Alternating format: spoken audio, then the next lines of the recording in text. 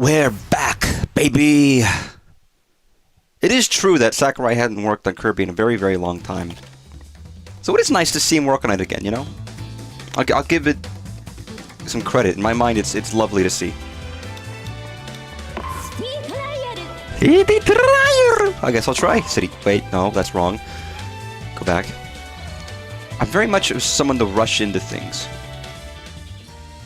And it can be a little bit of a problem because I don't even think about what I'm doing. I feel like there's a lot of events I still haven't seen in this game, by the way, which would make sense, but... Okay, first of all... Second of all... Alright, what hat do you want to wear? Do I want to give him cat ears? Or bunny ear? Or... Ooh. That's good. Yeah, this game is great. There's a lot of good games that have come out recently, but this is a good one. And it's one you know... It's not one that I need to rush through now, but because it's the kind of game that I'm sure I'm going to be playing for, like... just indefinitely. You know what I mean? It's the kind of game where it's like, the entire life cycle of the Switch 2, I'm sure this one will always be like, it'll always come back. It's fun enough on its own, it's good online. If I ever hang out with friends, and we play games, which oddly enough isn't very often. We tend to watch movies, but we don't tend to play a lot of games. Even though all of us are fairly gamer adjacent. Maybe we just don't hang out enough to do the gaming things. But if we do, I'm sure we would be playing Kirby Air Ride. Because it's fun. You know, I knew that I hit a wall there, not because I saw the wall being hit, but because I felt it in the controller. It's amazing how intuitive vibration is. The silly thing, sorry, the silly thing I mentioned, but it's like my character was off camera and there was no indication of anything happened to him. But I knew that he hit. I didn't think about it. It wasn't like, oh, I guess he must have hit because it was an innate thing. The game kind of trained you. You feel vibration when you move and when you hit things and things happen in specific ways. So as soon as I felt it, I was like, oh, I know what happened. And then I was like, wait, how do I know that? It's amazing. You know, some people think that the vibrating adaptive haptic controller means nothing. It actually, that's got its own effects. Special formation of machines was... Oh, fuck, I want... Oh, okay. I'm not gonna catch them. They're too fucking far away.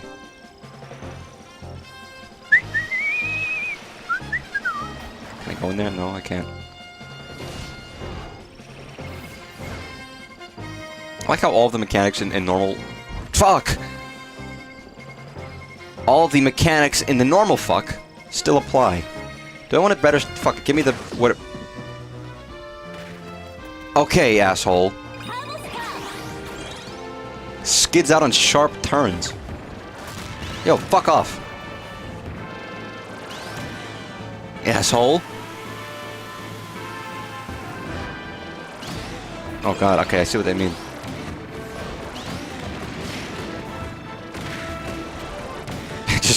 I just got a guy in a corner and was shooting him relentlessly. That's kind of fucked up.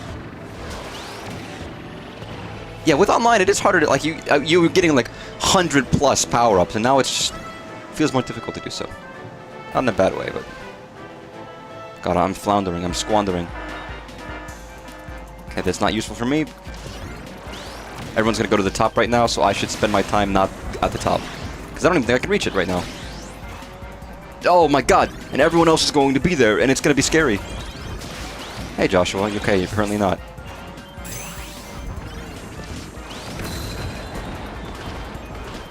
Nice. Give me that cake. What is that? Hop? Fuck that star. Yo, nobody likes the movie Hop starring the bunny and the guy from Sonic. Sorry. Maybe that's me, but... You were shooting a man relentlessly. I do it all the time. Shouldn't be that strange. Just done.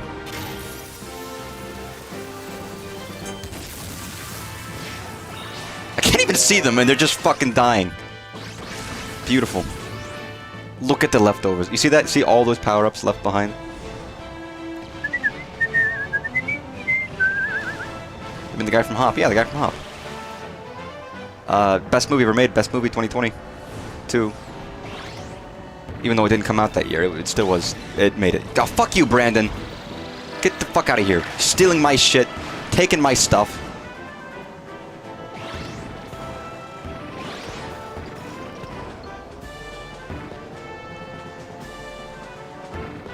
What an asshole.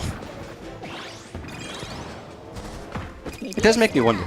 Because I don't think Sakurai ever wants to make, like... Wait, why are the... What the fuck? Why are the cops... What the fuck? Sorry, I just heard sirens, and I had like a... Oh my god, it's terrifying. Listen guys, if the police come for you, always just floor it. What are they gonna do? Catch you? Give you a chase? No, don't be silly, just floor it, you'll be fine. Nice. Look at this beautiful world. It's unrelated to anything, I just want to mention this. Just because I wanted to. There's a couple of, a new podcast started by some people I watch, whatever. And they're basically watching an episode of Star Trek one episode a week for Star Trek The Next Generation. Which, first of all, it feels like that's gonna take forever. I didn't even know it was a desktop derby happening. Oh my god. But I've seen some of Star Trek Next Generation. I quite like it. Obviously, it's a very well-known and very well-beloved show that people have a lot to say about. So I'm like, fuck it. You know what? I've seen various random episodes. I'm dying horrendously. I'm eating shit in this game right now.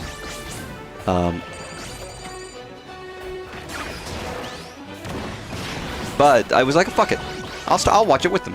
Because if it's one episode a week, I can do a single episode a week to coincide with the episodes of the podcast for things I've seen and things I've already known. You know, I've already watched some of the show before in the past. So I was watching some today. Because they put out their first episode today. I was like, oh, this is fun. It's great. It's not. I mean, it's very flawed. You forget how old it is now? It is old. I mean, hell, it was the new version of a show that was even older. And it was a big deal that it came back. Wow, I did terrible. I did horrible. Oh my god.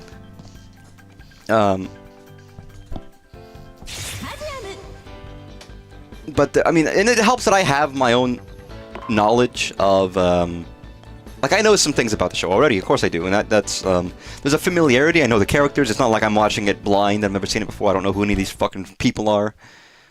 Or, you know, and I know conceptually what Star Trek is about, and the tone, and the timbre, and all the rest of it. If I didn't know any of that, and maybe coming in, I'm curious how I would react to it in the modern day. Nightmare. This is such a cool boss, by the way. It is such a cool throwback. I really like it. Here's the thing, they're gonna rank everybody and say who did the most damage. And I don't want to be the guy who doesn't do fucking shit. That was me last time.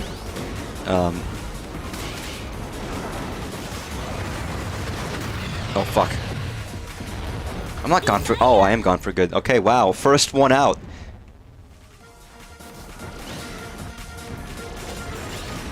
Well, that fucking sucks. Oh, well, fuck it. I guess I could chill. Win for me. Please. But no, first of all, it's very dated.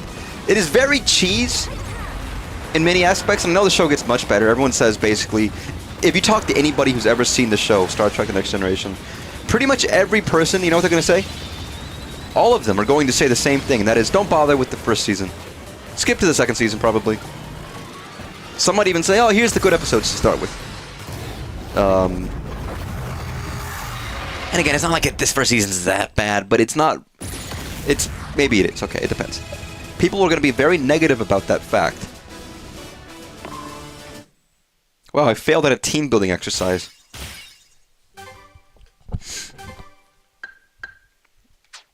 And fair enough, because there's a lot of flaws in it, and the show can get significantly improved. Which I will say, for the idea of this podcast, is going to be a flaw. Not a flaw, but they're all accepting the fact that they're going to have to suffer through the quote-unquote bad seasons until they can get to the good stuff. Oh, but it's fun to see, because it's an interesting show. It's not... I mean, there's adventure, and there's intrigue, and in many ways it is kind of like whoa. That's never happened to me. It is kind of like an Adventure of the Week style show, right? A little bit. There's not ties that bind, there's specials and there's things that go forward. But some aspect of it you can start later on, once you know the characters, right?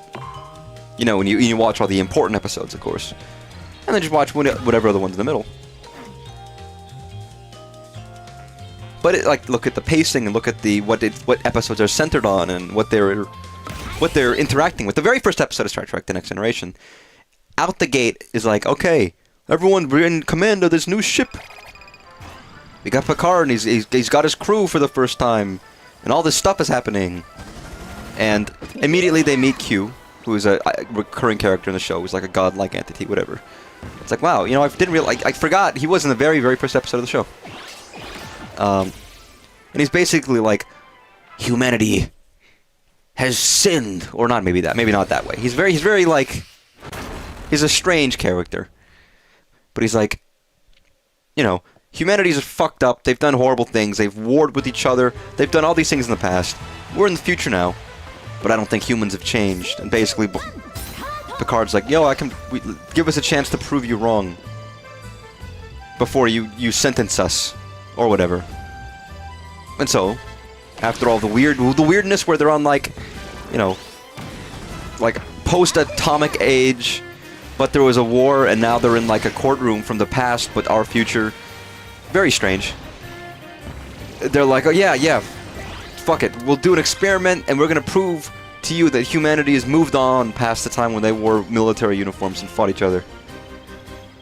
Which is a on the outset is like, whoa. And again, it talks about the idea of Star Trek being some kind of utopian future, right? And that he calls, you know, when Q is wearing full military uniforms of the old era, Picard calls them costumes. You know, we progressed past the costumes like those. So the entire episode is basically they're there to do this thing for the Federation, whatever. And Q's watching them, and of course Picard manages to do it without just resorting to fucking blasting everything. And Q's like, oh, you know what? I'm gonna keep an eye on you, Picard. Maybe for some reason we've chosen you as the guy to represent all of humanity.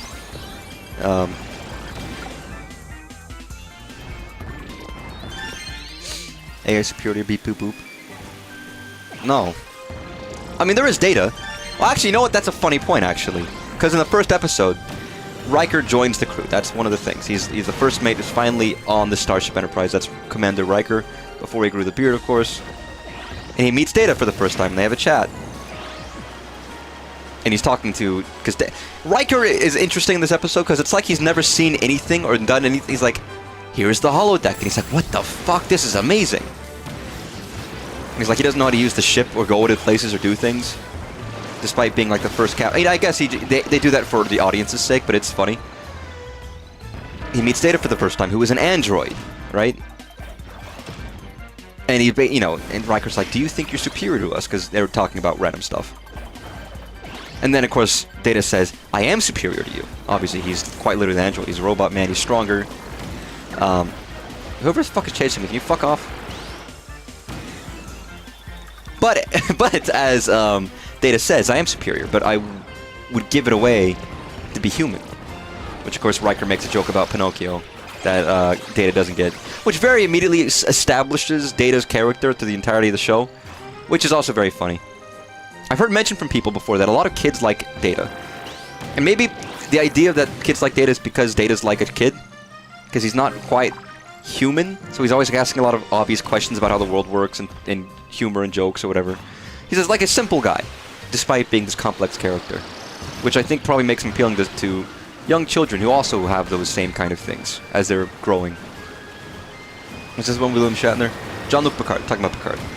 Talking about Star Trek: The Next Generation. I've seen like an episode of the original series, to be honest.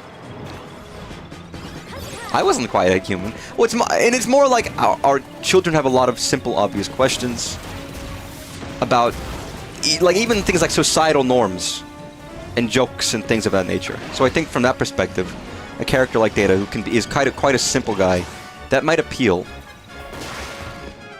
He's also a funny character. It's very fun to watch him because his way of responding to everything is brilliant. Because he's, you know, He's a robot. He's incredibly smart, but he doesn't get simple things like certain jokes. And of course, that's a huge aspect of the show, is that he learns and evolves like Pinocchio in some aspects, which obviously hence the joke. All he wants to be is a real boy. One of the best episodes of the show, of course, is basically like a courtroom drama about the guy who created Data, and does he have leverage to be his own person, or is he just a machine owned by the Federation, since he is a machine? Is he a thing or a person? Again, that's the kind of show it is, where it always asks a lot of interesting philosophical questions. It deals with them in interesting ways. You have a lot of very good, well-written characters. The first episode is a little rougher, and there's some weird wooden acting and some strangeness, which, again, a lot of it might be these characters didn't know how they were meant to play themselves yet. They haven't established themselves. It could be things of uncertainties of the story, of the script. It's only the first episode. They're bringing back a well-beloved show after a very long time. That's, you know, necessarily going to be a thing of, like, how are we going to get people to like the show? This is not the... Oh, I can break buildings! I didn't know I could do that.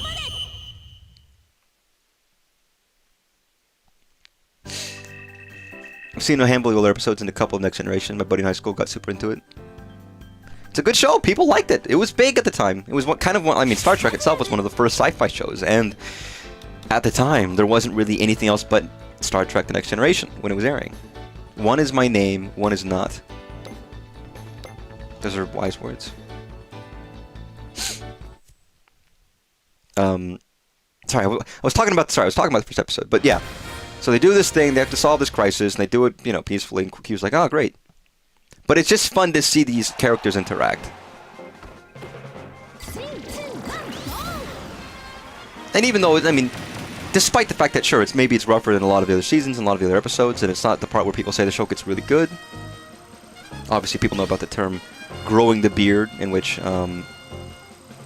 once Riker grows the beard in the show, that's when the show gets good.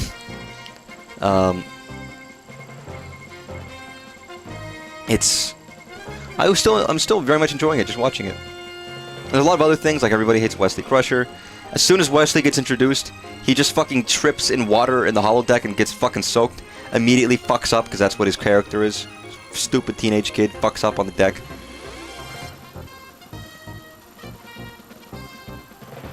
Okay, whoever's in front of me, who's still oh, that's why he's flying. He's got the Dragoon. But no, it was enjoyable, even for the first episode. It's exciting to watch more. Again, if it's one episode a week, it's a kind of thing where I can handle that. Although, it does mean I'm curious how long this podcast is going to go and how long I'm going to be watching these episodes. But I don't mind it, you know. If I feel like I want to watch more, I can. Jockington. Sorry, if you're referencing things from the Deltarune newsletter for December, I haven't actually read it yet. I did notice I got the email, but I haven't looked into it more. I know there's some comments about 3 and 4 chapter, but I haven't seen it yet. Like, all I've seen is that development is progressing smoothly. It'll be a couple months. I like your egghead. Thank you! I take off my skull cap and it's just like complete baldness. You never knew. Or you did. Maybe it was obvious. You know? No one wanted to tell me. No one ever told me they could see it. I'm sorry, I didn't know. Oh my goodness. Hello, Egganite. Beautiful. I hope everyone is doing well, by the way. It's nice to play Kirby again. Again, I was playing such a dire and not even a depressing game. Actually, the game I was playing yesterday, I'm gonna play it some more, obviously, because I'm playing it. Look Outside is excellent. I want to play it more. I want to see if I can beat it before the end of the year.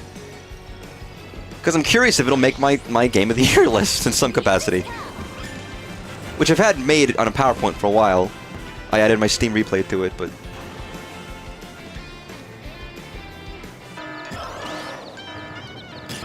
Oh, god damn it. I was like, why am I turning? There's a newsletter? There is a newsletter! Finally released. Of course, my last day of work before taking off all of next week. not a tier list, but just here's my PowerPoint of the games of the year. Here's the top 10. Here's other things I've mentioned. And obviously the part that I'm going to mention excessively where it's like, yeah, any of these games, some of these games could have been swapped out, some of these could have been higher. Depends on what day I made the list. I might decide to switch some of the games around the day of, to be honest.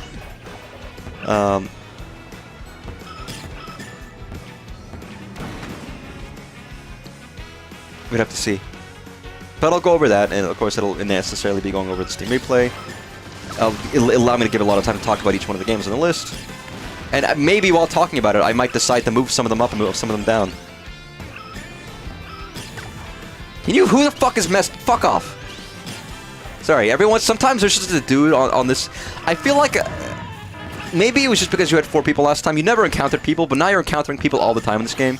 So you will occasionally have somebody just fucking bullying you. It's like, fuck off, man. Let me play the game, alright?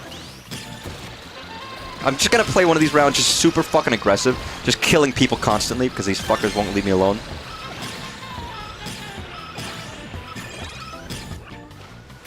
Top 10 tier list. Again, I've got a lot of top 10. Fuck you, who the fuck are you? Get out of here. Fuck you, fuck you, fuck you. Just spin constantly before I'm not gonna die, aren't I?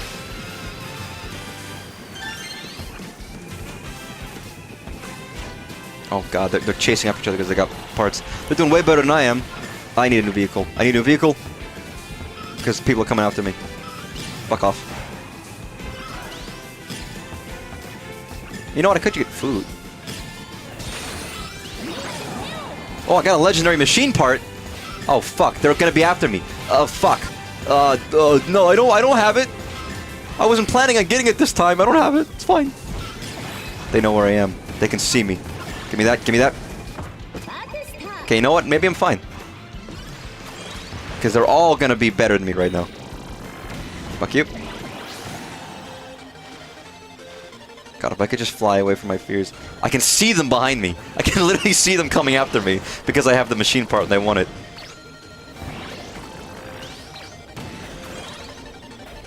Nope, fuck you.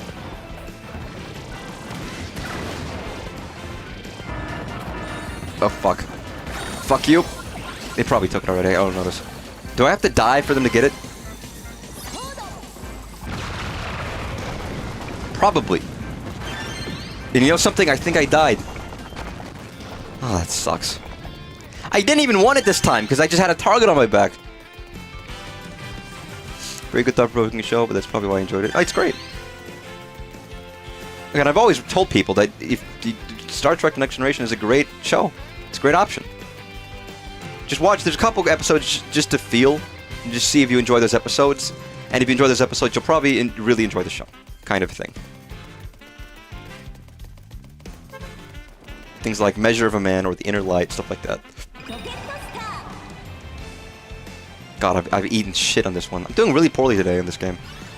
But yeah, Look Outside is the game I was playing. It's a little RPG. It's like $10. $10 in the RPG.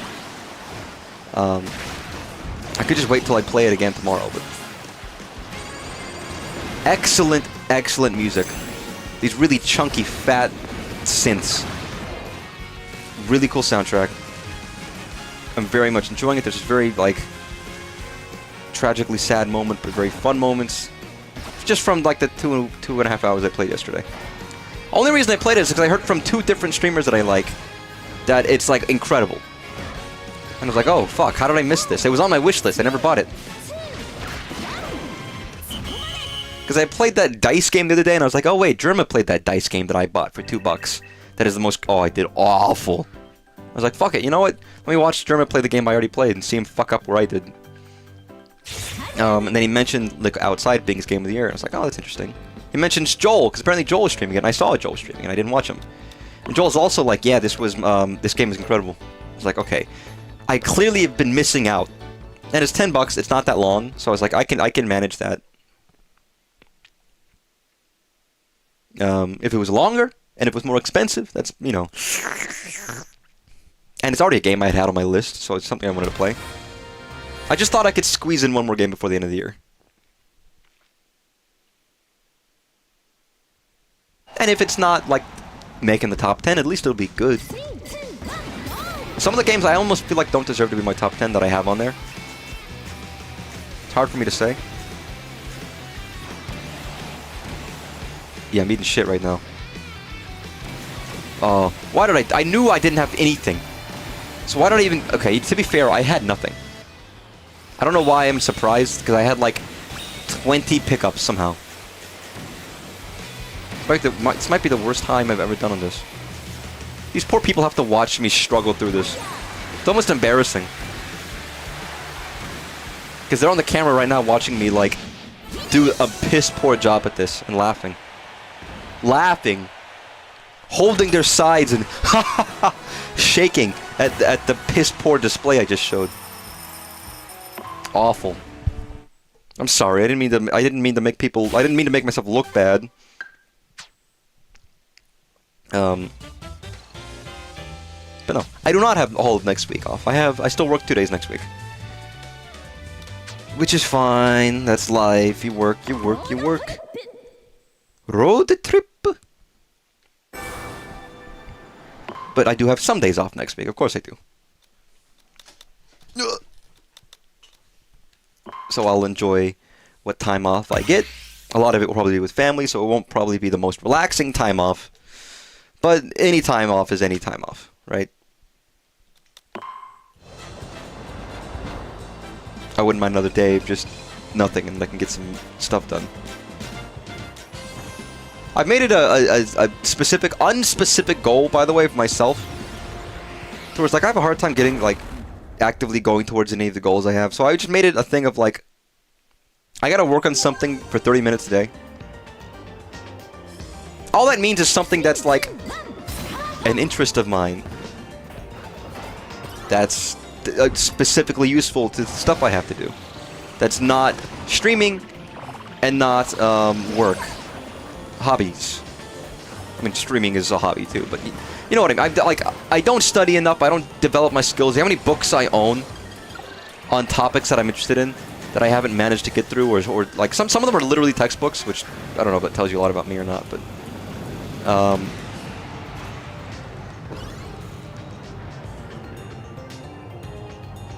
and I've done it recently, at the very least, for the last couple of days. Because the other day I was like, oh, I've been going through this composition class, which I'd started ages ago and I hadn't continued it. Because I've tried and composed music before, and I've made little snippets, and I like composition. But going through a course and getting some better concepts in my head, which are things you kind of already notice, but having it like ironclad and it helps you structure things a bit better. I did that the other day. I did a whole bunch of it. Again, and the thing about having those concepts is it allows you to look at other pieces of music you like and break them down. I was already a musician. I already played instruments, so I could already do that. You can keep time. I know what a measure is. I know what a musical phrase is. I know how sometimes songs are broken up into segments. Now, obviously, certain ones have names, like in a march. So I could already do that. If you're listening to a song and you want to listen deeper into it, you can be like, okay, here's the first musical phrase, 8-bar phrase. Here's how it starts, here how it ends. Then you get a couple of other concepts behind your head. It's like, oh, okay, I'm getting it. But as I know more, so, you know, as a composition class can help, you understand more. I mean, it's an obvious statement to make, but it's like, oh yeah, here's rhythmic motifs and how they function. And here's how is rhythm a part of melody? How is it not part of a melody? Can you have melody without rhythm? And the answer is no. And fundamental concepts that you can use, and you can analyze music and see what the things they do and how, you know. I'm still going through it, and there's many more advanced concepts I haven't even touched, but it's nice to have that ground, because I'm very, very much, and have always been interested in composition for a very long time. And you think I would have kept that up the next day, but no, actually, instead, the next day I was doing Blender studies. As I do want to make 3D art and three-dimensional games. It's a useful skill. It's not one I've ever had very well. So my own spare time, doing stuff like that. Again, my limit, 30 minutes. My under limit, like the lower limit, not the upper limit, sorry. I can do it for more, but I have to start it and do it for at least 30 minutes. Which is fair. Because typically, if you start working on a thing like that, you're going to end up going longer than 30 minutes. At least I will. Minimum, thank you. But it doesn't have to be the same thing every day. Because if I do that, then I'm going to get burnt out, or I won't be able to focus, or I'll just get distracted, or who knows. I don't know if this will work. Because I so often try to stick to schedule. And I never, ever manage to do it. So who knows if this could even be successful, but I'm trying. Because I want to learn more and do these things I'm passionate about, and I haven't managed to stick to any of it, ever. You have 3 days of work? Yeah, I've got 3 tomorrow, next week. First 2, oh no, sorry. I did take an extra day off, so I'm only working 2 days next week. But no, and I was finishing up the Blender stuff today. There's one more video left. It's the classic Blender donut guy who's been doing the Blender donut videos for like the past 5 years. He made a new recent series for Blender 5. And I'd watched his videos way back in the day.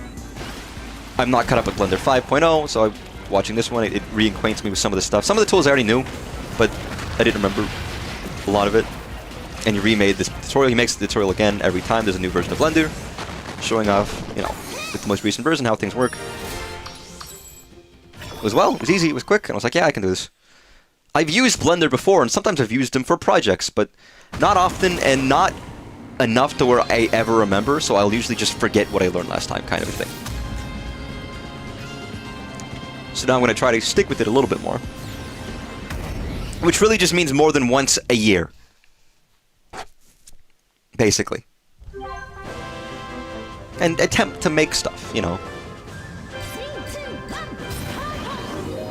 I'm going to be honest. I was already interested in it, and I've had Blender. I mean, Blender's an application I've had installed for a long time. So it's not like it's a new thing I've got on my computer. I'm trying something. But I will be straight and say that it was because after watching The Amazing Digital Circus, I was like, man, look at the animation on this. I loved the models, and I was thinking about the specifics of the animation. A lot of it must be really, really advanced rigging to make those models animate so well in all these different situations. And I was like, this is really neat. And I was like, yeah, it gave me the motivation to work on it some more, which in a thing I hadn't worked on in ages. Which is fine. I mean, I get a lot of motivation from the media I consume because I want to make things at the level of the media I consume. Whenever I'm really into a book or a series, I'll be more interested in writing. In storytelling, it always happens. I'm so easily sucked into whatever stuff like, I get immersed like that within anything, and I get so easily manipulated by the media I consume. When it comes to, like, making stuff, it's like, oh, I want to make this now, I want to make that now, I want to make a game, I want to do all these things because of the stuff that I take in. Which, I don't know, maybe, is it because I'm easily inspired? Am I easily influenced? I'm going to watch a movie about card tricks, and you'll catch me the next day, like, fucking flipping cards in my hand. It's true, by the way. You know what? I've done that before, apparently. Very easily influenced by things like that. Made it home? Good. You didn't die. It would be depressing if that happened, obviously. Oh, God. It's a weird fucking vehicle. I've never used this vehicle in here before. And there's some vehicles I just don't tend to use. Oh, this is gourmet race. I didn't realize.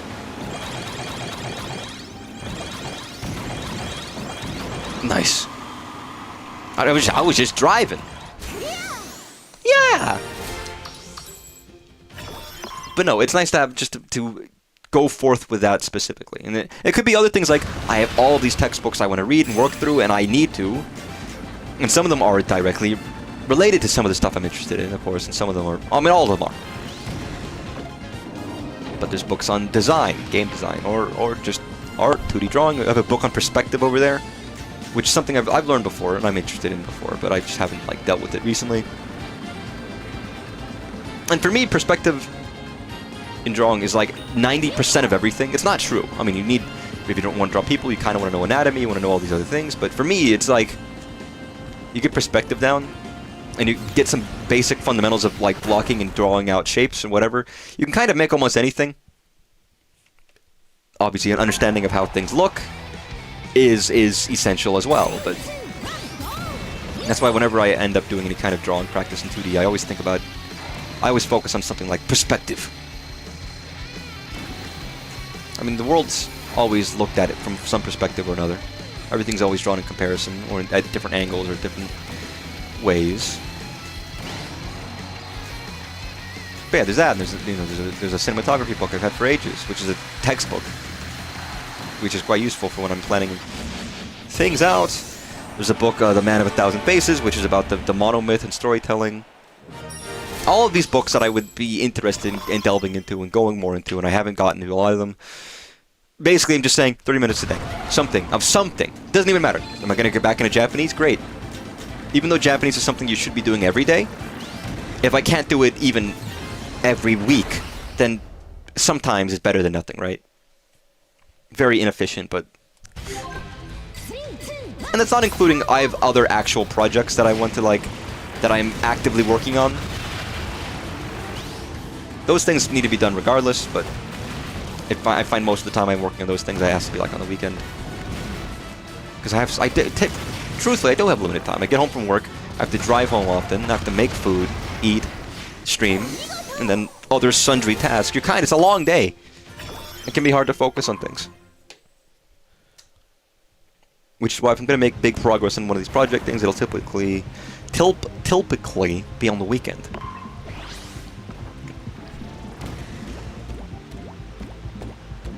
But it's nice. It's fun to learn things. I feel like maybe not... I feel like most people can agree to that in some capacity. I feel like anyone who says they don't agree with that, I feel like are lying to themselves in some capacity. Well, they probably do like learning, but they just articulate it in a different way. Or what they consider learning is different. But I do think most people enjoy learning. It just depends on what they're learning and how they're learning it, and, you know, whatever. For learning's sake is great. And obviously, I'm always learning with the idea of something I want to create or something I want to make. Or something I want to do with the stuff I'm using. I am learning for learning's sake, too. I don't want to pretend that I'm not, but there's also the aspect of, man, when I get this, like, there's all these things I can do with it. Oh my god. If I had that chest of treasure, you know what I could do every day? Not work. Which means I could do other things. Can a fucking billionaire just come to my house and be like, hello, I've got all this money. It seems you... I can get a new machine. Seems you might want some of it. You could use it. Here you go. And then he just gives me like $1 billion. And I'm like, great, I'll never work ever again. I'll just study all day on these projects of mine. And make things and write stuff. And take... To be fair, if I did that, there's almost an aspect to me that's like, isn't that cheating? No, of course not. Well, I mean, yes it is, actually. Anyone else who has to do, like... You shouldn't make your life harder than you have to. But there is an aspect of like, man, got this the myth of the self-made man and all that. And in some cases, you do have people like that. You got like Toby Fox, who was a classic inspiration of like, yeah, this is just a guy who also had friends, and I think people forget sometimes, who helped make sprites or did this thing. He did 90% of it, but he still had people who helped him and assist him in certain aspects of Undertale. And he did make it big due to that. But he had connections. It wasn't like that was his first thing he did. And of course, he had a lot of friends. The people who make Fangamer. The company Fangamer, for example. Were people he knew in Starman.net. And of course, he knew YouTubers and people who could check out his game initially. Stuff like that. He obviously had other things, but those things were still people he met himself. But it's not like he was just given a fuck ton of money and he had infinite money and infinite time. It's something he made, I suppose, in his spare time. Everybody's got different time and different capacity. Fuck you. Where's this motherfucker?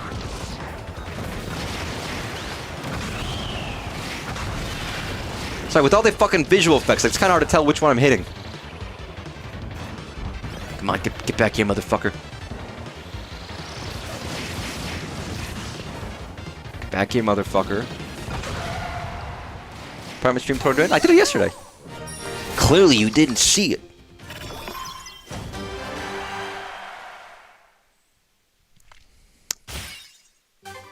Of course, it wasn't my apartment.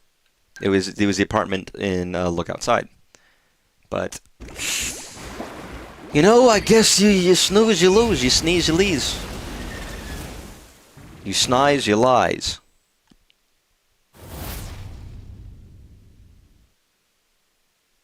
What is the worst... What is the most uninteresting topic somebody could make a podcast out of?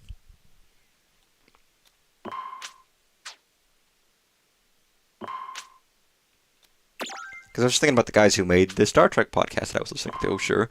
What? Like, I was just thinking, like, a dirt.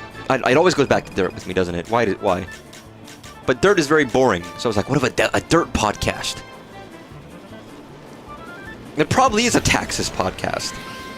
Dude, Wormcast. I'm gonna make a podcast about worms. It's me and my friends. We're chatting about worms. I don't know. And somehow we're gonna fill 2 hours.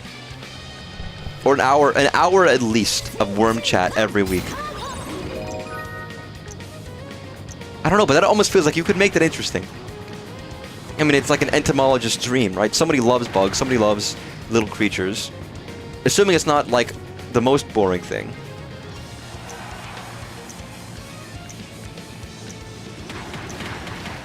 Wait, I don't know, though. I guess that would be pretty bad. Taxes, dirt, And, I mean, it can't be something like the history of the ladder. Because we're going to find out the history of the ladder was full of, like, murder and deception. You know, and a war started over the ladder makers or something. We're going to find something incredibly amazing when you talk about the history of something like that. So that's not an option. It's got to be something truly just not interesting. Too specific to be cool. Doorknobs. Anonymous. I don't know.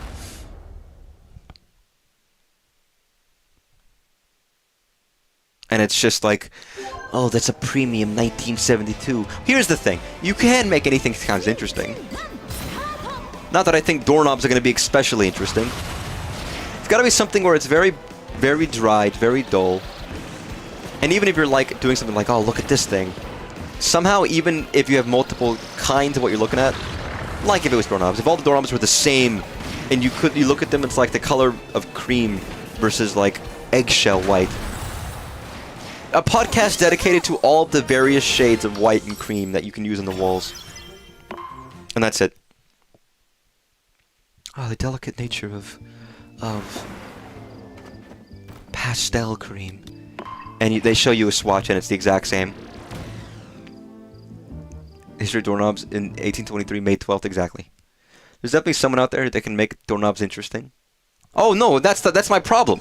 I'm like, what truly is the most boring topic? And it can't be like, oh, dreams are boring. You ever hear someone tell you about your dreams? First of all, I don't have dreams. But, you know. Glue. The glue.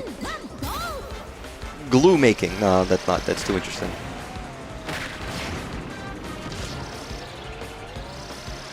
Milk drinking.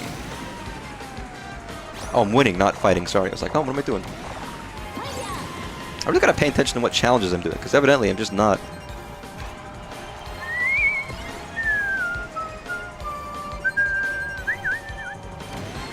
I don't know! Beautiful, beautiful. I think glue and milk are both very interesting. I mean, we could say that about anything. It could be pencils, could be interesting. Grass. If you're a guy who's a groundskeeper, grass is very interesting. Printer ink.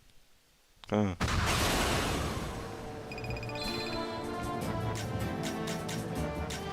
Again, the idea of something incredibly specific.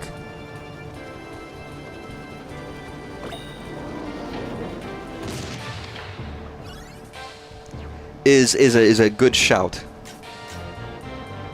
Like, what if it's light bulbs of the 2010s? No, that's too like light bulbs of the 90s. I don't know, of 1992, and you go over every light bulb released that year. But if there's like a really, like, it could be boring, except for if there's like one really interesting light bulb that year, then fuck, you're screwed, because they got an interesting one and we missed it.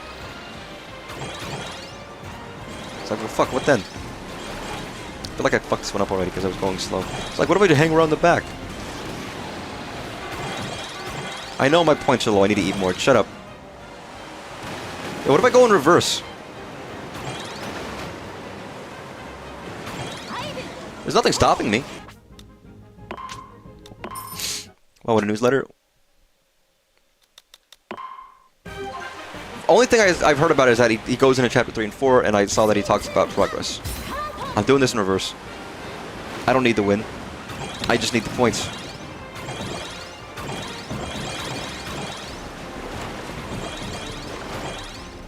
I am... Oh my god, I'm stupid! I can't go that far back! Mario! Again, there's no incentive here to actually race properly. My only incentive is to get food. There's Laura was never going to see game personally. That's exciting. Have to be some obscure furniture? I don't know. Carpet. Carpeting in mainstream apartments. Carpet is very boring. And I'm talking about like carpeting. And not like a carpet, like a removable carpet, but carpet you put on an apartment or like a house. House carpeting. Gotta be fucking boring. Chapter 3 scene I'm lightly locked out of. 5 scene. Why would you be locked out of it? Did you forget to do something? Carpets at apartments are not interesting. I think a carpet is a boring one. A cat was sitting on your computer. Well, you didn't type anything, so why would I care?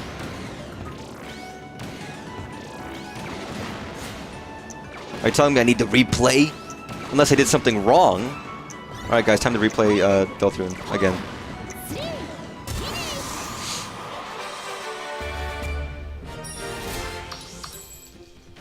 God, what the fuck are you talking about now? What could I have done differently? Also, I just got a spam email from Sasquatch Racing. What the fuck does that mean? Oh, whatever. I'll look at the Deltarune newsletter later. Spam. I get too much spam these days because of when my accounts were hacked, all of them, and they just signed me up for like 20 billion fucking emails, and it's been so fucking annoying to try to unsubscribe to all of these things. Yeah, Spamton lives on my phone. I dip it in milk every once in a while to give him some food. There was a message of only zeros, but Twitch suppressed it. Wow, 1942. Wait, sorry, 1985. Why did I say 1942?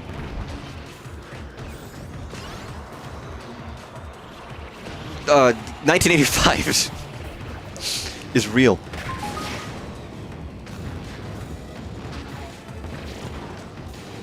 1984, thank you. That's why I said 1942. Sorry, I'm playing fucking Kirby. All right, I had a long day. I was making a new feature, and there was a lot of finickiness, and we didn't have the database scripts or the SQL scripts ready or anything like that. So I was working around all that stuff, and I didn't want to do it. And I had a long meeting. It was annoying. Oh, it was fucking rough. All right, so I was just give me a break. All right. Get back here, you motherfucker. Who was this guy in front of me? Was that Ralph? What's his name? Freddy Freaker, little hamster guy. Also, anyone has any recommendations for Christmas stuff to play? I realize I don't have any. Not that I really want to, but if there is any, I guess I could play some next week. I still gotta look up Mario fan games that are Christmas related, and I'll do that this weekend, probably. 1984, thank you. You learned so many Canadian history. That's pretty boring. I never learned Canadian history. I learned South Carolina history in South Carolina, and Texas state history in Texas, so of course I learned about the Alamo. And I learned about, like, carpetbaggers in South Carolina and stuff like that, whatever. Piedmont clay. And that's my history. Fucking stupid. Jazz Jackrabbit Christmas Special. I've never even played Jazz Jackrabbit. I already know what I'm gonna... Listen, if I stream on Christmas Day, I've already teased it, I know what I'm playing on Christmas Day if I stream that day. Assuming I do. I might not, because I might be hanging out with family. But if I'm hanging out with family the entire day, then yeah, I probably won't stream that day, and I'll have to stream it a little bit afterwards. And I'll stream it no matter what. Even if I don't really want to. No, I'm lying to myself. If I didn't want to do it, I wouldn't do it. So that's actually a lie. And I didn't just lie to... See, I don't care about lying to you guys, but lying to myself? Now that's bad. You don't want to do that.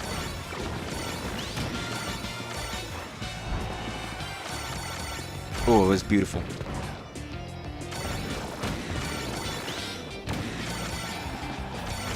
Nice. How many points do I need? A lot. Oh, fuck, you got the big one? Fuck you. No. Oh, I'm losing. I'm losing sight. Shit. I'm fucked up. I know. I could have won this already if I wasn't missing all of them. Why am I missing all these? Why am I all of them? There we go. I lie to myself all the time. You did ask for suggestions. And I appreciate it. I'm actually going to look into it, because I've never played a Jazz Jackrabbit game. Ever. I don't even know if I know what Jazz Jackrabbit looks like, to be honest. You're losing sight, you're losing touch. Yes, that's actually...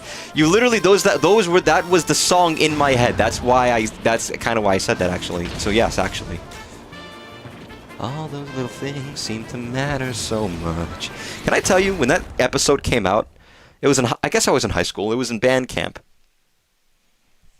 Not the website, but literal band camp, where I was taking band, marching band.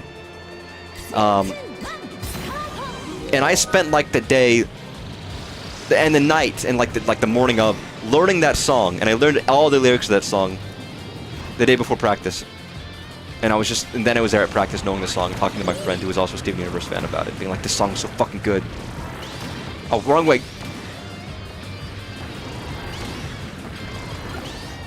Back then, I knew every lyric to every song that Steven Universe ever made. Do I still know them? Well, some of them. Do I know that one? Probably, actually.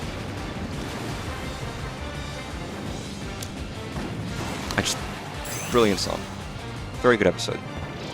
All those little things seem to matter so much. It is very sweet. Hell, I'm someone who's incredibly anxious constantly, and constantly worry about what other people think about me. So it's something that's good to remember, even if I don't listen to the advice at all. Oh fuck, what am I doing? Yeah, slow down. Don't go fast. But like Contra and Earthworm Jim. I've only ever played Contra, and I've never beaten Contra. Top 5 song, maybe even top 3. I don't know what my top 5 Steven Universe songs would be. Life and death and love and birth and peace and war on the planet Earth. Is there anything that's worth more than peace and love on the planet Earth? Whoa, come on and sing it with me. Probably a pretty good one. What else? Words relate to the key. Key? If it's a pattern, then just repeat after me. And then there's, God, what is that song? I sing it to myself all the time. Like, this song pops in my head when I'm walking to my car from work or things like that. I guess I have to face that in this awful place I shouldn't show a trace of doubt. Escapism, yeah, I know. I couldn't think of the lyrics. You hate Steven Universe? Well, I fucking ban that, guys. Fucking send that chat member to the dungeons. Someone construct a house for me. Thank you, by the way. Build a basement and fucking lock them in there until they watch every episode of Steven Universe. Like Clockwork Orange with the eyes taped up and all that. Oh fuck, this guy's so fucking quick. I know, game! I don't know why I hate it. Why I hate you, dude? It's one of my favorite shows of all time. I don't hate you, but it is one of my favorite shows. It's over, isn't it? Yeah, it's classic. Another one that's definitely probably top 5. One of the ones I listened to constantly. Isn't it over? You won, and she chose you, and she loved you, and she's gone. It's over, isn't it? Why can't I move on? It's over, isn't it? Good. Oh, I mean, that episode's great. The entire episode is like... I already fucked up. I mean, it was meant to be a test for the movie, basically. It was like, can we do a full musical episode? And they did like 4 songs in a 10-minute episode. Obviously, there's the misses like Mr. Greg, which no one gives a shit about. Sorry, Mr. Greg. And he's here to spend his dough all over the town. Tailor-made don't cost nothing. Room with a view. Don't cost nothing. Hanging with you. Don't cost nothing. Why'd we even come? We could have done this at home. It's over, isn't it? It's over, isn't it? It's over. Oh, fuck you, game. Isn't it? Again, that was meant to be kind of a test before they make an actual movie, which was a musical.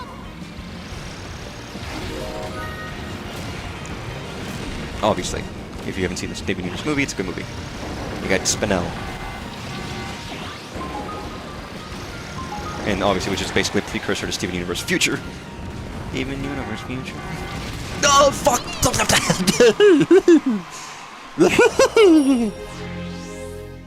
FF7 Remake and Rebirth are 50% off? Sure. Hell, I was showing up earlier that the demo of FF7 Remake Integrate is on the Switch. I wanted to play it because apparently it's really high quality. Even though I've already played this game, but... By the way, I actually ordered a copy of it for the Switch because I want to replay it. And if you buy a copy of the Switch pre-order, you get a free Magic the Gathering set for card pack for the Final Fantasy deck. I might win big, everybody. I might make my monies back if I get that card pack and it's Vivi. Despicable. But, I mean, yes, I can shout those out as being incredible games. Some of my favorites. Genuinely incredible. And I would still suggest, you ought to finish FF7 first. But I mean, you're probably at the point where you could play Remake. You got that one cloud card that's worth $60. I still wish I had bought more card packs, to be honest.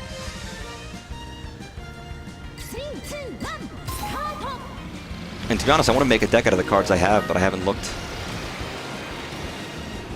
And I bought like a starter pack. I would just replace them with the cards I own instead. Oh, fuck! I fucked up! I fucked up! No, I didn't do it. Fuck you. Oh. Wonder if BB's cost went down. It might be, I don't know. But as legendary, you can make it commander deck. I could.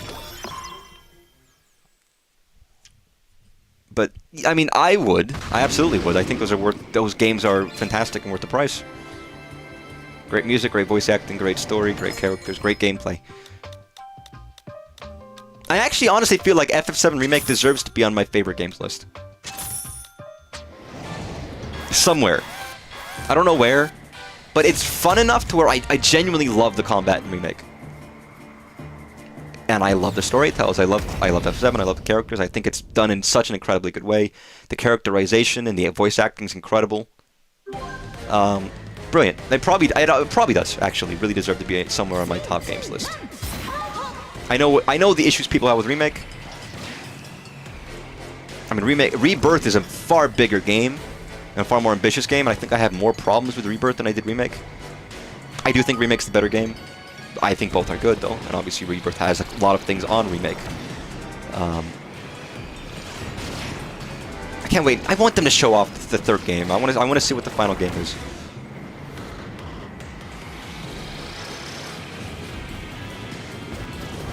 So I didn't realize they banned Vivi. I know some cards are banned. I don't know why Vivi was so good again. I don't remember what Vivi's card did that was ban-worthy, but I would be curious about it. You'll never know why. Maybe I'll get it. And it's not like it's not like it's a special limited edition pack. Those are the ones that have the chocobos that are worth even more. So I won't be getting one of those because those are like, you know, the real expensive rare ones that are the special packs. I think this is just an ordinary pack.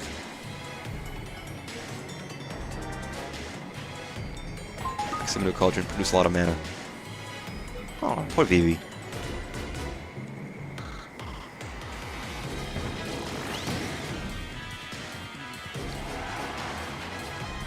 You know, I still own FF9.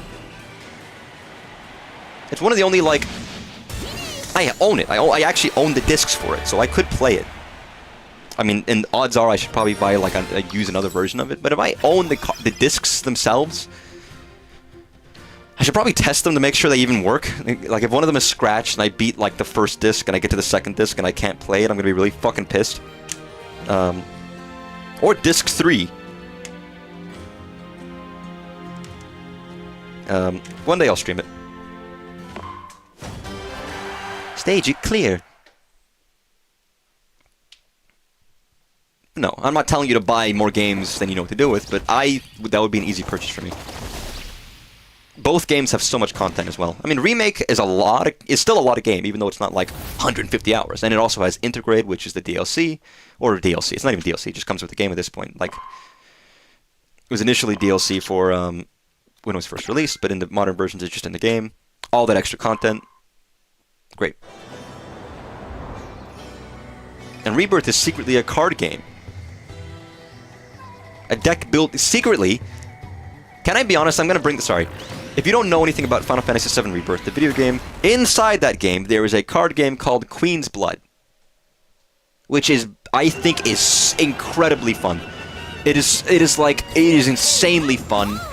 It is a deck builder. You build decks to work together and play this beautiful card game. It is so fun. I can't, like, I would play it for real life, in real life. If they've sold it, I would buy it. If they sold card packs, I would buy them and I would play them, and I would think this is the greatest game. That's how good it is, and how well designed the game is, and how fun it is. And it's a lot of the game. You have so many battles to do. You don't have to do any of them, necessarily, except, I guess, the ship segment. But you constantly are getting more competitors to play, you're constantly getting more cards, you can buy cards in the game. Obviously there's challenges later on. And there's plenty of challenges I never did with Queen's Blood. I did the story missions for Queen's Blood and did everything, you know, for that, but there's other missions I still didn't do. To the point of, like, I know a lot of Final Fantasy has stuff like that where they're like, yeah, we made another game, and people always talk about Triple Triad, which I haven't played. And I know there's other ones that people didn't say is as good.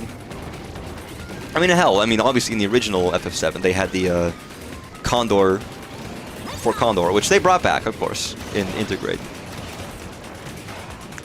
But to me, it's like, Square, you could have made this a real game. You could have sold this, and I think people would have liked it. Maybe they just didn't think it was worth the cost. Maybe not enough people played Rebirth to care. But there is a Final Fantasy, and maybe it's 7 Rebirth specific. They could have expanded it. They could have made it to where it's like it's anybody. It's the whole series. Because there's already a Final Fantasy VII card game. And who knows, maybe they didn't want to, like, impugn on that. I have it somewhere. I have some decks that somebody gave me at a con. Because I was dressed as Cloud, and the guy was like, here you go. And I think he forgot he gave them to me, because later on, maybe a different day, he gave me another set. So I have 2 full-built decks for the Final Fantasy VII trading card game. Meant to be played, which I've never played still. Sorry, man. It's all about integrated card games. You don't understand. I think if you ever get a chance to play it, you're gonna fucking love it. It's so good. It is so good. It was secretly sleeper my favorite part of the game.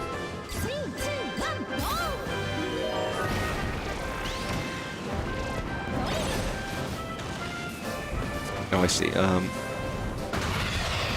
Wow! I love Gwent, and Gwent sucks. I mean, they released Gwent on its own, didn't they? At some point? Like, as a standalone release. But it's a good attack. They never did once a triple try beside bring it to 14. You got G-Bike. What, in 14? Or you just mean in Rebirth? Because we did get the bike minigame in Rebirth. Yo, yo. Fuck you. Where are you, motherfucker?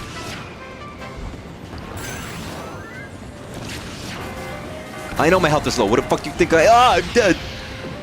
Wasn't G-Bike for mobile? Oh, I didn't know that. Download Jugon is better since it has more. That's fair. Okay, maybe Queen's Blood, I don't know. I'm gonna big up Queen's Blood and you're gonna be like, that's shit. This is fucking terrible. But I think it's real fun. What's the best way of navigating this? This is fucking hard, man. Maybe I need more defense, not more attack. But if I could kill this dude quickly, then it doesn't matter.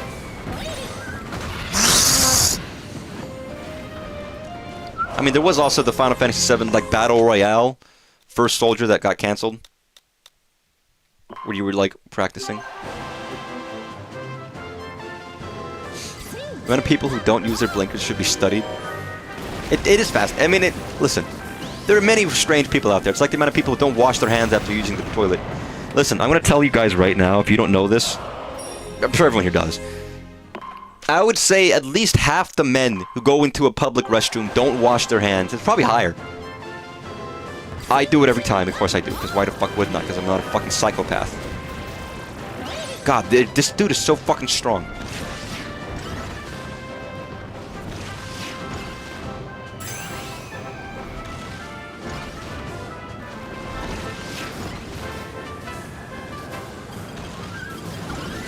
Come on.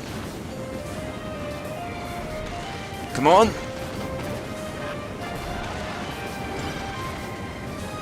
But, not that it has anything to do with blinkers, but it's the same, it's probably the same people. The same people who don't wash their fucking pissy hands are the same people who, like, don't use blinkers. I died!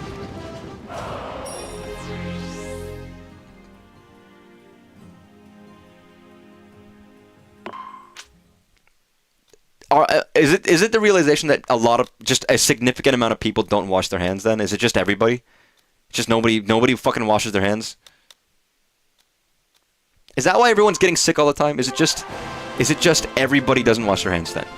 Guys, girls, nobody. Because again, I go to men's restrooms. I don't go to women's restrooms, obviously, so I have no idea about what they fucking do in there. I was obviously raised washing my hands.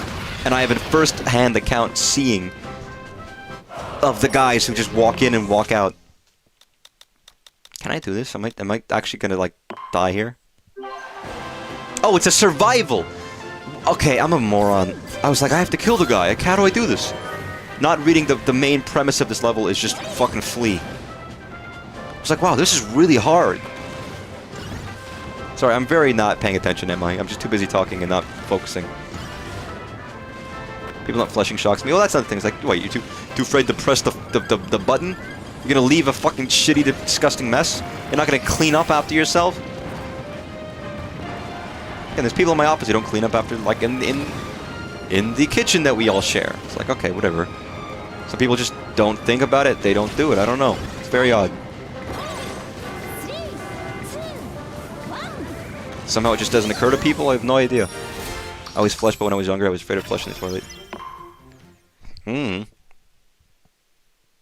Some people are just children. Yeah, just like Artist when he was a child, literally, and was afraid of flushing the toilet. Maybe, yeah, maybe all the adults just have a very strong fear of spiraling water like a child. I use my shoes to flush in public. You're gonna wash your hands 2 seconds afterwards. Maybe the people who don't flush are like, well, if I don't flush, I won't touch it, and therefore, I already got this, by the way. And if I don't touch it, then I don't have to wash my hands. It's a genius idea, honestly. I understand now. Thanks to I think Are You Afraid of the Dark episode where there was a water monster that traveled through the pipes. Really? You just saying that made me think of something that really makes me viscerally uncomfortable. There's a book and there's a certain story about a book and it's about water and it's actually like, is it disturbing or just horrible? It's conceptually horrible. I'm not even gonna mention it or talk about it or say anymore because I don't want to think about it.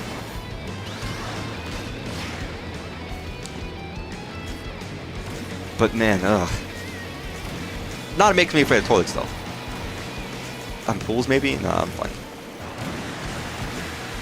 But I have not seen that Are You Afraid of the Dark episode. I've seen like one episode of Are You Afraid of the Dark. It was fun. A guy drove children into a tree unless they solved his riddles. That was the first episode because we were just watching it with some friends. Lesser thalassophobia. Yeah, I'm only afraid of small puddles of water. You know, you could drain in a tablespoon of printer ink. What is my obsession with printer ink today?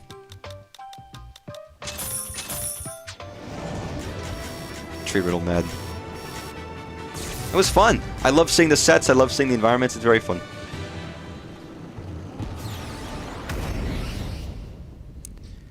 We need to bring back mid-budget shows Somehow they looked just great. And a lot of effort. Despite being very simple. And they managed to pump out like fucking 50 episodes a year.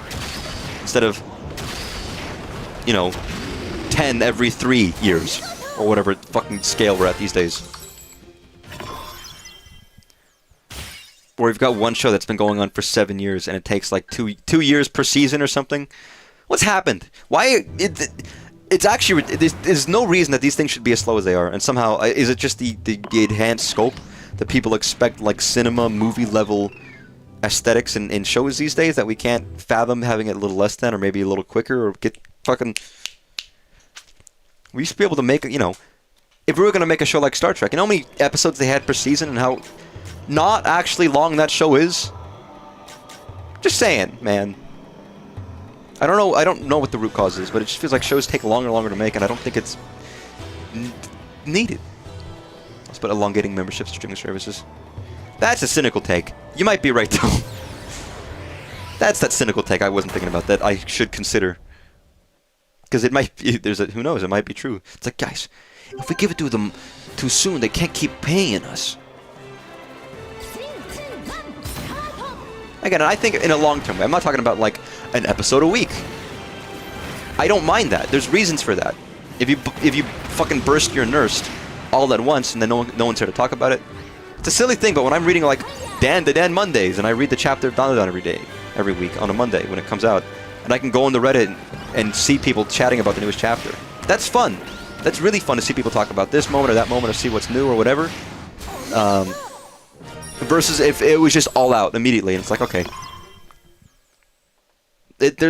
Aside from it allows hype and conversation and things to build up. Especially if it's longer. Obviously, you're talking about the Amazing Digital Circus, and where people have to stew for months. We just had the last chapter of the Amazing Digital Circus. By the way, if you haven't watched the Amazing Digital Circus, there's 7 episodes. None of them are longer than 30 minutes. You can watch them all in a day easily, and it's brilliant. With some, it's not perfect, but there's some things that are not as likable as other things. But I think every episode gets better and more enjoyable than the previous. The weakest episode would be the first one, maybe, but it's also incredibly good. Go watch it. It's on YouTube. It's free. You don't even have to pay for it. You don't have to pay any money for it. But it's like, man, people could have time to craft fucking theories and weird shit. There's a guy in my office who's like, oh, I'm gonna wait until Deltarune is finished. And dude, I'm already like, dude, we got that when I was still in college. That was like 5 to 7 years ago when we got Chapter 1. And second of all, you're missing all of the theories, all the events, all of the lore that's happening, all the drops, all of this, like the Spampton sweepstakes. You're missing all of that if you come in at the very end. And not that you're not going to enjoy it or anything like that, but there's so much you miss if you're just waiting for things to just you just wait for it all to come out. And I know some people like watching shows like that, and it's easier to binge. But you're not going to digest and understand things as well if you don't take your time. Like, I could read an entire book series in one sitting. Just next book. And for the Wheel of Time, which is 15 sets of books, I could have finished that in a month. I still haven't finished that series. And a part of it's because I've opted to go back and reread some of the books, or listen to audiobooks of them. And I'm learning more, and I'm understanding more, and there's aspects of it that it's like, oh, I never noticed this, or this, oh, this is neat, or, you know, you have all those moments that you can appreciate more. And if I just read it all the way through, there's so many things I wouldn't get. Yeah, over-theorizing, yes, can set up people with expectations, but that's why I don't do that too much. I do, some people take it to a weird degree, and then you have the episode of the show where everyone's like, alright, every theory you came up with is deconfirmed right now. Get the fuck out of here. I think there's a lot of really good and fun aspects when you allow that stuff to happen. And if you watch it all at once, you miss all of that. So I think there's validity to extending a show. It does not mean it should take fucking 20 years to finish a show. It just means that, yeah, put them out once a week. Let people digest them and take some time and think about them. Or if it's a manga, you can reread it, which I do all the time. If I like a chapter, it's like, I'll read it one more time, because it takes no time to read it anyways. Or like an arc or something, since it's like, oh, sorry, how did we get here again? Sometimes it's like, I don't remember, and I read the last 2 chapters beforehand so I can remember. Come back here. Where are you, the roach? Why is he called the Roach when he's a fucking rat?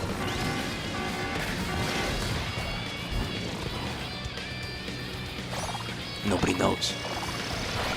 There we go. I'm glad Weekly's coming back for various shows. I respect waiting. When fewer companies put all their stuff, they're more stretched thin. That's true.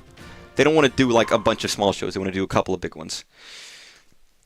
This Rose Twist is so boring and obvious. The fans just spend hundreds of hours between episodes chunk theorizing. Oh yes! That's a fair point. I love Mirror. Yeah, I'm going Mirror. But at the same time, if you watch everything one by one, who knows? This is unrelated, but because we're talking about digestion. It was people were talking about something that Kojima came up with called pre-digested games, or was it media or something? Basically something about the fact that, like, he doesn't like his stuff to be too immediately pleasing to people. Like, people are like, oh, we have a problem with this game. It's too good, people like it too much.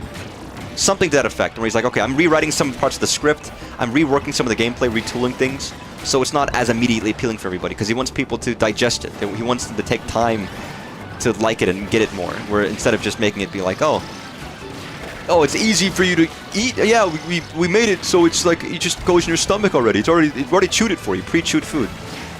He wants you to have to chew your food first when it comes to media. Which, to a perspective, I don't know. I don't know if I fully agree, but I get the idea of it. It's like not everything. You shouldn't just get like, you know, talking about a steak versus a bowl of chips or whatever in terms of food. You should make your game enjoyable and fun and well designed, but there's a difference between, like, you know, a very impactful game that challenges you a bit, and then something like Vampire Survivors, which is just dopamine simulator, right? The leaps I'm already seeing people take with Jack after episode 7. Yes, I know. We say this man has watched as many hours of theory stuff. I don't watch theory stuff for a lot of things. That's why you're probably way more acquainted with a lot of these theories than I am. Yeah, delaying gratification is smart, or having roller coaster peaks and valleys in your excitement. Well, yeah. It's like, it's not saying you should make things bad, but changing things.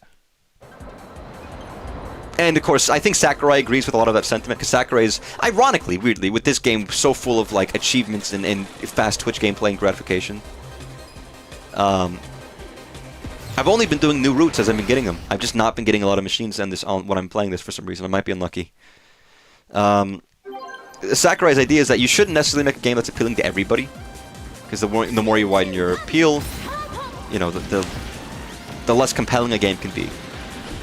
Like, if I'm making a game, I want to make it fun and enjoyable and have a very specific kind of gameplay and loop. But I am going to understand the fact that, you know, I'm not going to make it with the idea that every single person in the world's going to like it. Or everyone's going to like the story, or, you know, I think there is an acceptance of the fact that maybe if I make a specific story, not everyone's going to like it or how it turns out, and that's okay. Because some people will, and that's kind of the compelling part. And when the people who do stick with it are going to stick with it even stronger than if it's a milquetoast story that everybody kind of is like, ah, it's fine. I skipped like 1 or 2, but I've still not been getting that many. And you were like, oh, it's easy, you get them all! And I'm here, like, struggling to find new machines. And even in this run, sometimes still encountering machines I've already gotten before. It's not like I've only given new... I know, I've only been taking new routes. But even then, I've still encountered some machines twice, somehow. Which just might mean that, I don't know, maybe it's just a chance of, like, they just might spawn on multiple routes, depending.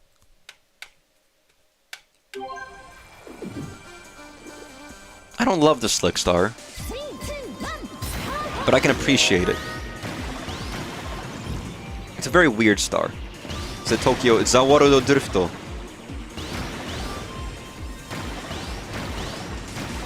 See, this is the one that should have been called the Swerve Star, but I do like the name of the Slick Star, to be honest. There's a fun to the fact that you keep moving.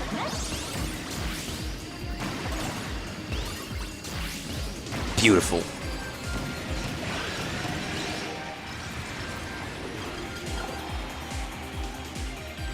Sorry, unrelated, I'm going to bring up Star Trek chat again, because I looked up something about the first episode, because I was watching it, whatever.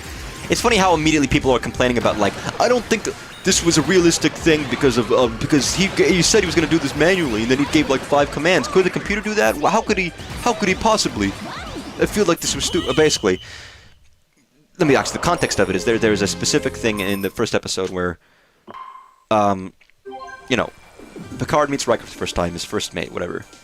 And he basically asks him to do something that normally can be done by a computer. And he, you know, and it's a slightly tricky task, and it could potentially have bad ramifications if it's fucked up. However, as Picard, or as Riker should have the skill to do it, you know, that's part of his job, right? He should know how to do these things. Picard asks him to do it by hand on the first day, in front of all the crew. Picard's not even there for it. And there's many reasons for that, but obviously one part of the reason, and it's very clearly shown in the show, because he's like, everyone looks at Riker nervously as he's doing it, and then he does it completely successfully, everything's fine, and they all look at him smiling, and he feels more confident.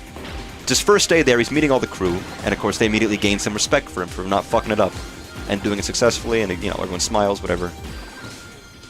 It's to test Riker's skills, it's to make his, you know, claim with the crew, it's to see how he's going to listen to Picard. There's many reasons for having that. But they're like, I don't think it was very realistic because he only gave like these 5 commands, and it feels like, but did he really even do anything? He just told that guy to do things, and then they just did the orders he said. I don't know. I feel like this is, I don't understand. And I was just like, you're missing the weeds. You're getting stuck in the weeds, man. It's like, yes, okay, that could have been like he was on a joystick doing it himself, but that wasn't the point. He's in a leadership position. He's telling people what things to do to make sure it works out. It's about the impact the moment happens. I'm not thinking about like, he used a C72 screwdriver and that didn't make sense. It's like that kind of shit. Like that's the kind of shit people would make fun of people who were fans of Star Trek back in the day, of showing up and being like, I got this very specific part, and it's like, no, that's the wrong part. It's like, no. That is not important or relevant to the show at all, in any capacity. That is the least important part. And it's like, no wonder people make fun of Star Trek fans. It's cool to get into the fine weeds of stuff, but people are like, it's storytelling. You have to understand that they're telling a story with characters, and you know, where the fuck is this first place person? They're so far ahead, I literally can't catch up to them.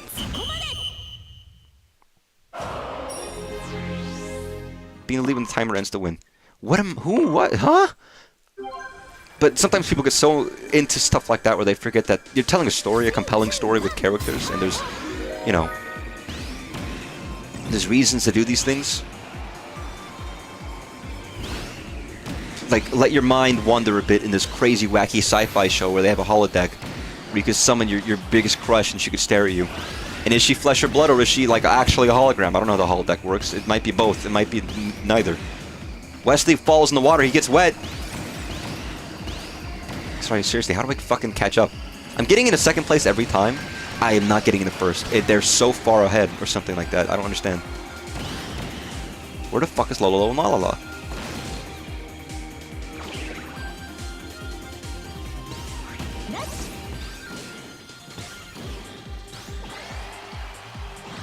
Seriously, what if... Oh, they're that far... They're so fucking far ahead. What the fuck?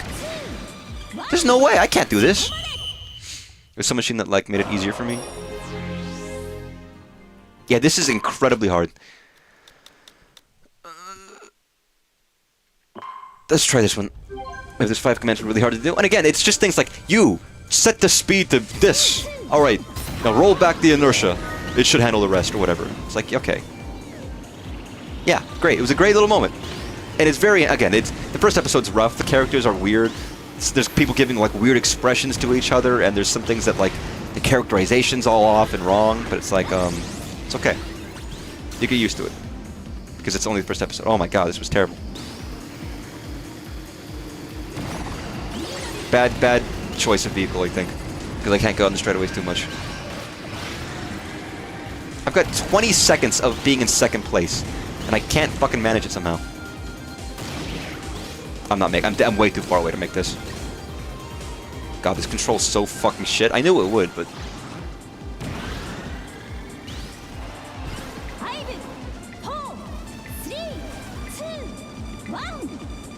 I made it farther, but not far enough. It was the rocket star.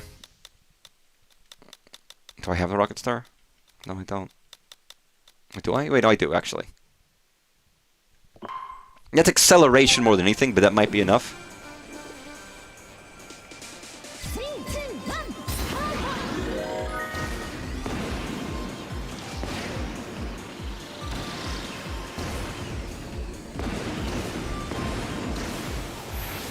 Okay, fine. Speaking of fucking max acceleration, Jesus Christ.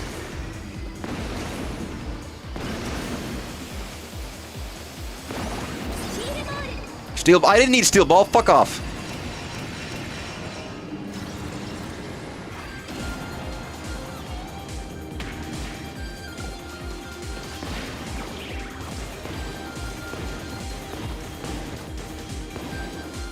I don't have time.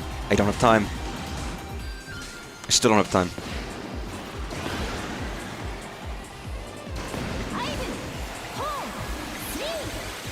There's no way. There's no fucking way. This is ridiculous.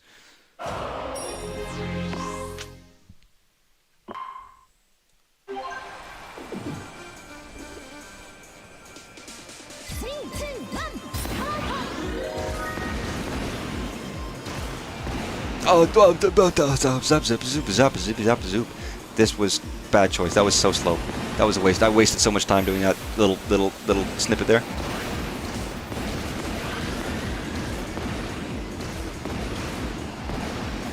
Once again, waste.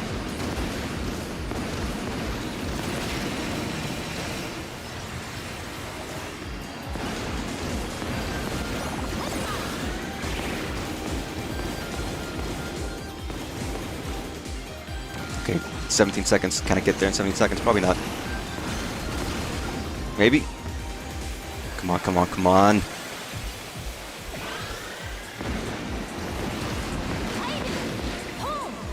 Jesus Christ, that was hard. I made it a lot further that time. God, that is ridiculous. You're right, that is the hardest challenge in this game for this fucking story mode. My hands are sweaty, man. Ugh. Well, thank you. That was actually incredibly helpful advice. I guess that there's a good part of that about the story mode is it lets you try different vehicles in different contexts and see how much you like them or not. I've not used the rocket star much. I have my preferences. I do not want stubborn and slow when it comes to speeding. Let me use the jet star. I'm not inclined to give up, so I probably would have been at it for a while. Hey, Marks. Look at this cute little guy. Look at his shoes. Look at his cute little hat. He's not evil. Why? Well, he's not. Does he look evil? Does he seem evil? Don't be silly. That's such a cute little character. There's no way that guy would be evil. You know. He's clearly a cute little man.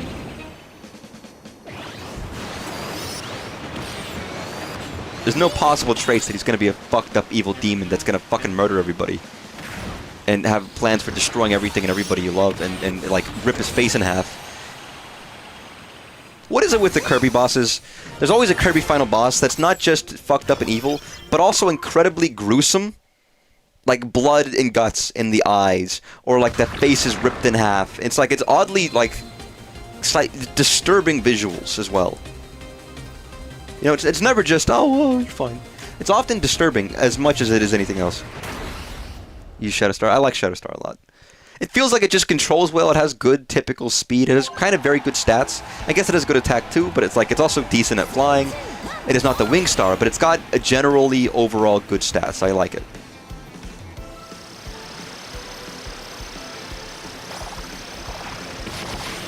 Paper Star is fun. Despite its clear weakness, it's obviously very good.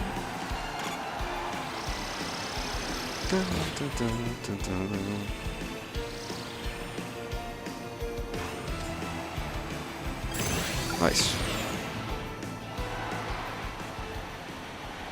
Beautiful.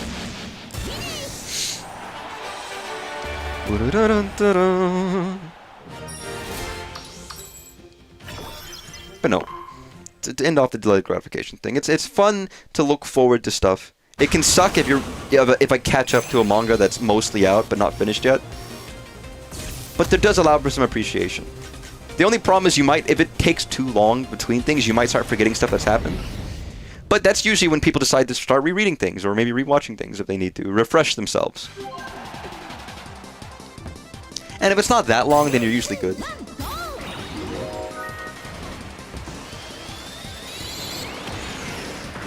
And again, I think there's a lot of value in replaying things. And some people like the idea of replaying, or watching something, knowing information. And I'm like, well, you can get the same idea from that by replaying or rewatching a thing. In my context, it's like, oh, if I play a game a second time, there's all these things I pick up on that I didn't initially, you know? Little foreshadowing, little bits and pieces, little... Which is quite fun. That's a big thing in Deltarune where it's like, man, look at all this stuff. Look at this stuff. Isn't it neat? Wouldn't you think my collection's complete? Wouldn't you think I'm the guy who has everything? Come back here, motherfucker. How many wonders can one cavern hold? I don't know. Would you like it, that girl? She's got everything.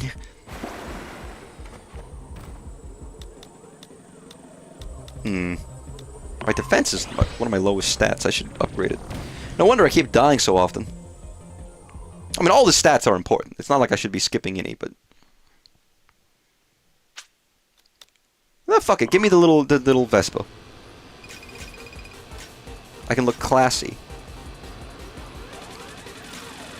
What does this do? Oh, well, that's fucking handy. Oh god, it's all boss fights. Grand wheelies since I'm on the floor. And my vehicle's not suited for flying. Look at that eye. It stares. Yo, Mr. Wheelie, you know I'm riding... Yo, Mr. Wheelie. That sounds like, yo, Mr. White. How do you feel the fact that I'm riding on one of your, like, brethren? I don't like... You find that fucked up at all? How do you feel about the fact that I'm, like, riding a wheelie bike, too, you know? I still love that fact in Superstar. If you have a partner, and their partner is a wheelie, and you jump on them, they're a wheelie bike, and you can ride them around. What a great little fun little, just one-off thing. I love in any game that has a one-off mechanic, or a special circumstance, or a special little one thing. Little bits of variety that are just thrown in there, little fun, random, small stuff. It's the small little details that make a game feel very cool and fun, and interesting. Because it makes the whole game feel unexpected. Like, no matter how many standard things you might have, if you throw in a couple of unexpected random things that break the norm, it immediately allows the gamer to feel like anything's possible. You know what I mean? Which is a silly idea, but I think it's an effective one, of like... Now, you never know what to expect, because the game sets up conventions and then chooses to break them at certain points. And maybe not even for, like, a story moment, just in general. Not everything. There's still consistency, and you still generally know what to expect, but it allows for a little bit more variety and a little bit more change, and I think that's fun. Come back here, motherfucker.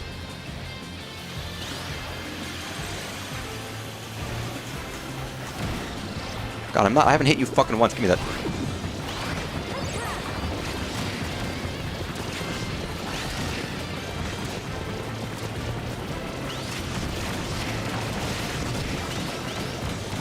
Back here, motherfucker. Where are you? Where are you? Back here. Yo, you're smoking, man. No, you're not supposed to be driving and smoking. Actually, a lot of people do that. That's why they used to have fucking cigarette lighters in the car. Do they? I guess my car doesn't have one? Oh, no, I guess it still... It has... Does it? No, it doesn't. Yeah, it doesn't. As a kid, my mother's car, because cars came with them. They had the little thing, you click it in, it will burn your thumb if you touch it. I guess those just aren't standard in cars anymore, because why the fuck would they? I don't, what even is this thing on the right? Fuck it, I'm going for it. Yeah, I'm going. Kids won't know what that is, will they? They'll have no idea. And obviously they've all been replaced by just car plugs, right? Where you charge your phone using the thing. Which have now just replaced with, like, USB. You don't even need, like, the special outlets for old cars. God, what great music for a shitty level.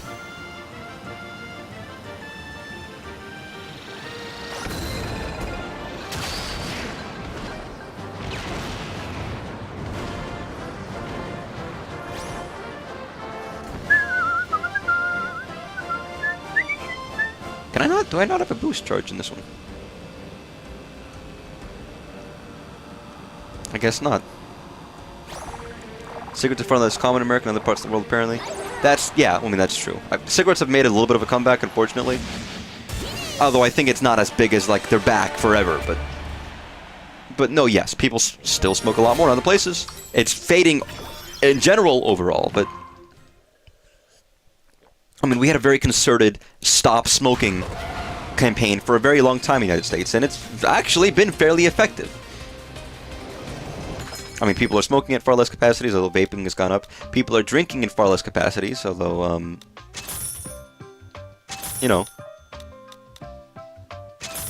There's a lot of reasons for all of these things to happen. And a big part of it is just there's not as many people out. Oh, Marks! Fucking Marks. Yo, here's that freak. Look, he was normal. I told him he wouldn't be evil. He wouldn't be fucked up and freaked.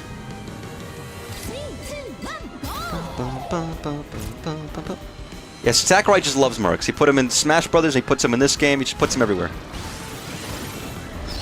I mean, seeing Marks in Smash Brothers Ultimate was so cool.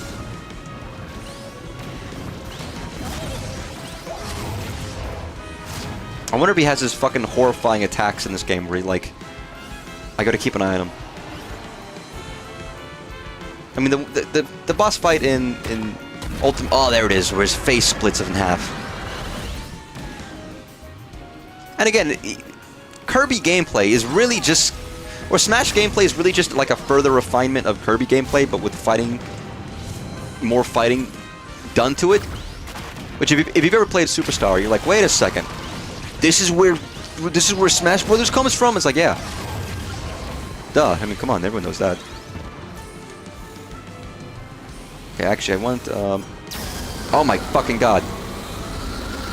Sorry, I know I'm running into laser, but I want those... Give me those fries. So I'm trying to get fucking items, I can't fucking get them!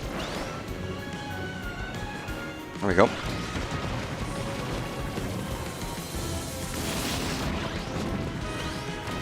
Okay, turn around. So I'm eating shit right now.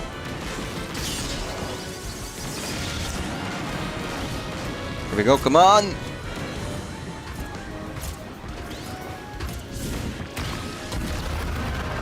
Oh, like, oh, fuck. And again, if you didn't play a lot of, like, classic mode in Ultimate or never did World of Light, you might not have ever seen Marks or some of the other bosses in this Marks there. He probably did throw. He just got... I mean, Marks actually wasn't very hard. I was just playing really poorly.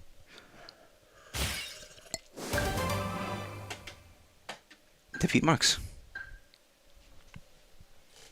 Bum ba da da dum. Holy fuck. Dun dun dun dun dun. It is funny that it's not funny, but the last game that Sakurai did direct in the Kirby series was Air Ride. He had an advisory role in some of the other games.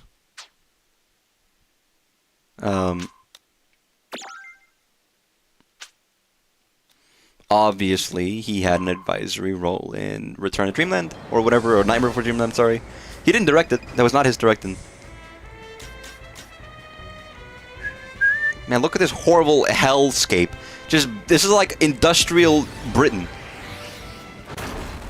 Misery, just brick and pipes, and smog, and shit, and piss.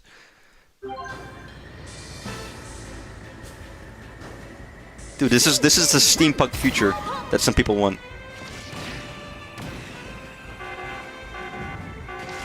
I know, gang.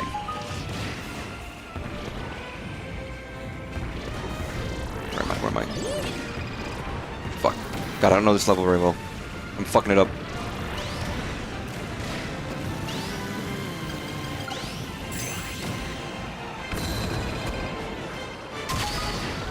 Come on. Lava, what am I doing? Hey, Mario! This don't look no right to me. What happened to Mario Kart? You don't understand, Luigi. We're not the rage anymore. Kids don't like Mario Kart, they want games. Quicker! Quicker? Well, but we're kart racing. Isn't that fast enough for them? Not these days, Lou. You don't know how quick these kids' attentions are. If things aren't going at 70 miles an hour, they can't pay attention to it. Well, I don't know, Mario. Is that healthy? Never mind that, Luigi. We're working on Mario Kart. What is it? What even is what? It was 8. So this is technically we're playing Mario Kart 9. I was gonna say we're Mario Kart 10. 300cc. I read that as 30cc. It's like 30. Actually, I read it as 3000cc. Mario Kart 10. Some people Mario Kart Live. Again, I still quite like Mario Kart World, but as a single, like, genuinely for the single player challenges. There was one I was playing the other day where I was like, I'm spending 2 hours on this challenge, and I literally didn't finish it. It was too difficult.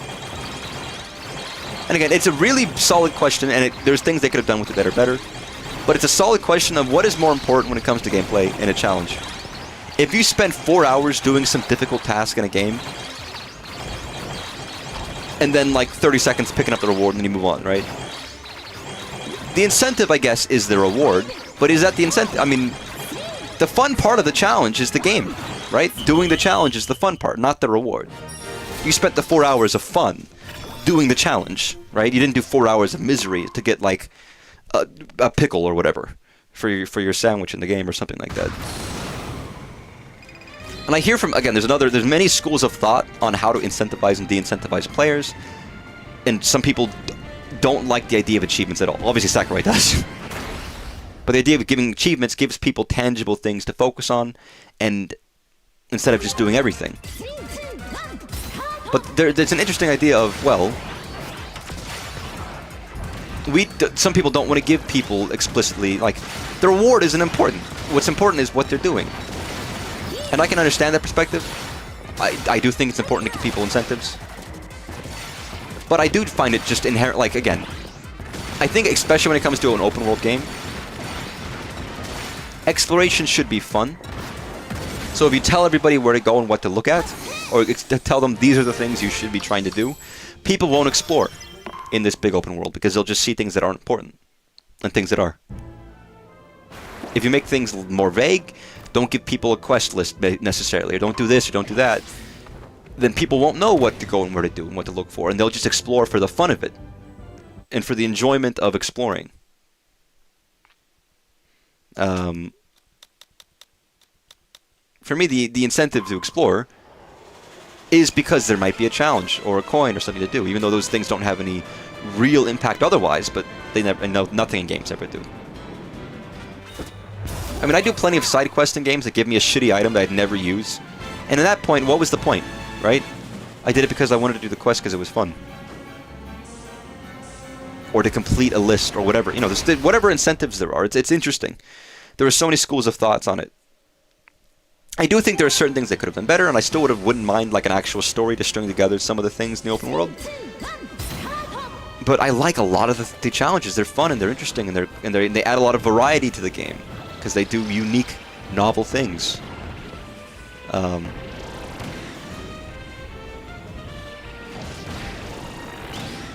I still think when you brought up Mario Kart Live, if you don't know what Mario Kart Live is, it's the thing where they had physical RC cars where you could drive them around and with your Switch control them and see through the camera at the front of them. So it's like you're playing Mario Kart, but in real life. It's very neat.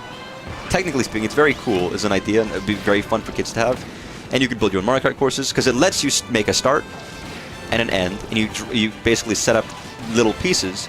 If you drive through them, it'll make a full race based on those locations. Which is such a cool idea that you're just making your own courses in your house. The game will work with them and create courses.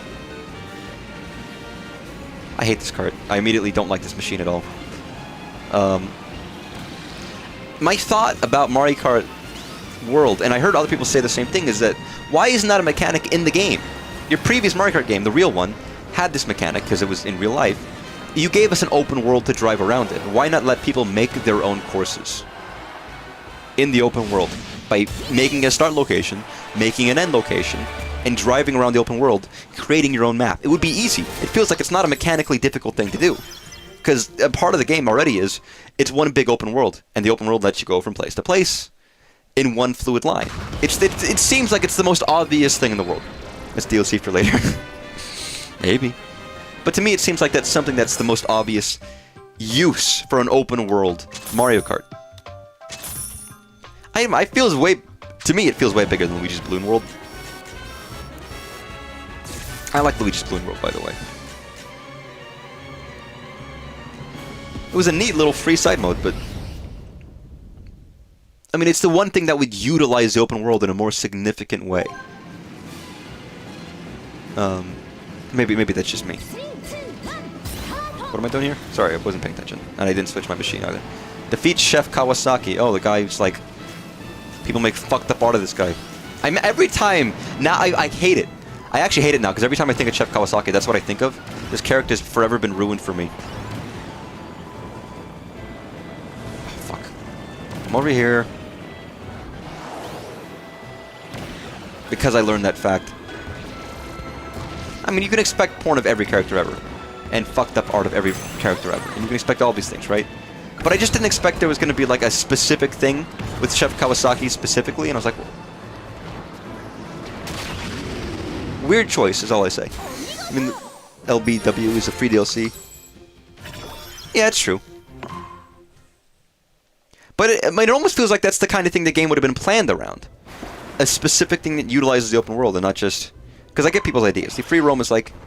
They spent all this time making this massive open world. For what purpose? Obviously they're using it for the courses, that way everything feels connected, and they are. And all of the cups and all the trials use them, and that's all cool and stuff, you know, that's neat. But is that it? Was it worth doing it just for that when you could have just made like a bunch of cool courses? Also, yes, I've heard that in the new update they've changed a lot of the tracks that people complained about. And, I mean, some people say maybe was the game rushed, perhaps? Maybe they just wanted to, like, I don't know, put more time into it, and they didn't have time because they wanted it at launch. Who knows? Maybe it wasn't finished, because also, they added the update where they added sound management. And the only difference was they changed it so that the sound was, there's a toggle. They gave you, like, here's audio settings, and the audio settings is literally a single toggle. And the toggle changes it from normal volume to loud. Which, first of all, is the stupidest thing in the world. But second of all, it's literally the only thing I wanted. I would have been glad for full audio settings, but my only audio settings requirements was that I wanted the game to be louder and the sound effects to be not as loud. So as stupid and dumb as it is, I do think it's very funny. And I actually appreciate that they added it at the very least. People cry that it feels too rushed for a game that was supposedly done ahead of release. It's not that, I mean, it's very polished, but they might have had a thing of like, okay, we gotta get this up for release, we're gonna cut off new features here. They might have had ideas that they wanted. Oh, I still love the game. I think it's really cool. I agree. When people are like, Game of the Year, what's the Game of the Year for racing games? Sonic deserves it more. It's like, is it a better game? Is it a more interesting, unique game? Is it trying something new? It's like Sonic, no, it's just being a good kart racer, and fair enough, I hear it's very good. Although I hear some people are loving it because it has, like, tons of cool IPs, and other people are like, fuck it, man. I don't want to... Why do I give a shit about this game? All it's got is, like, fucking Minecraft Steve and Hatsune Miku in it. Why don't they just make it all good? Which is a funny complaint. And also, some people who like that game are like, I don't know who these characters are, I don't care.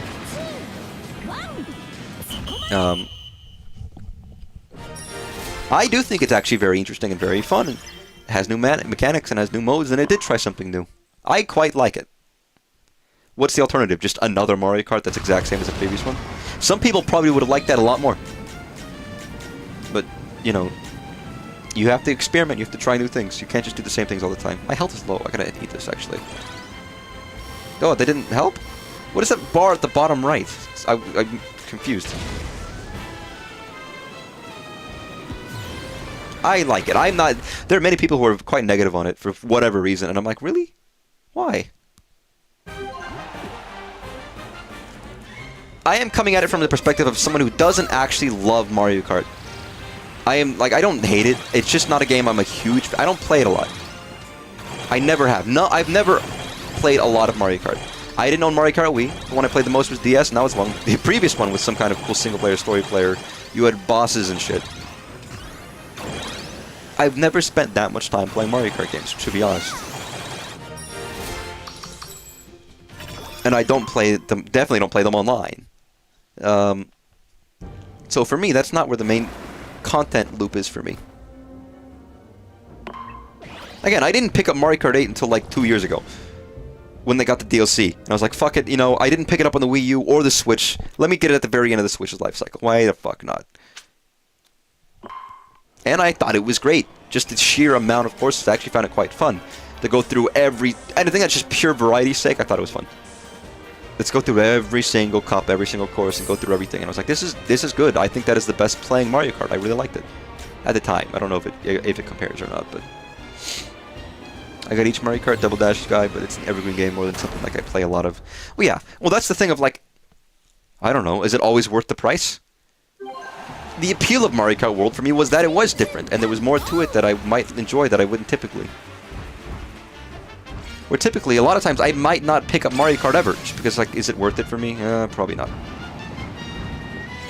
I went the entirety of the Switch life cycle without buying Mario Kart until the very end. This one had more for me to do. Personally. And even then, it's still, I mean, it's a good idea to have a game like that, but it's like, oh, you can always, like, come back to it. You can play it. You can chill with friends. It's a good, like, utility game, but how often does it happen, in my case? Fuck! Not that often for me, to be honest. I don't actually, like, go hang out and play games with people very often. You really think I would? With all of my gamer friends, but actually, no. The full price of MK makes sense for me since it'd be my library. Yeah, I'm just thinking about pure money's worth. Time spent in the game isn't worth it. And I bought it, and I think so for me, at least for now. But in many cases, it would be no over other games. And that's why any streams I've done of the game, and maybe I should stream it more with the update and stuff, was just me going to the open world, exploring it. Because that's the part I found fun.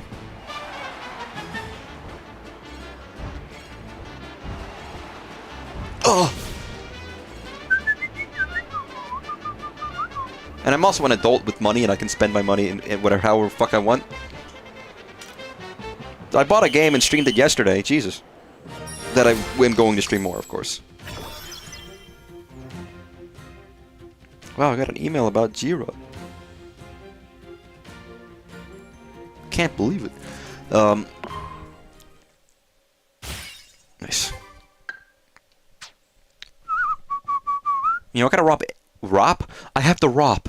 I have to wrap every present I got. I'm realizing it now. I have tons of presents all over my apartment, and I've wrapped none of them. It's tragic.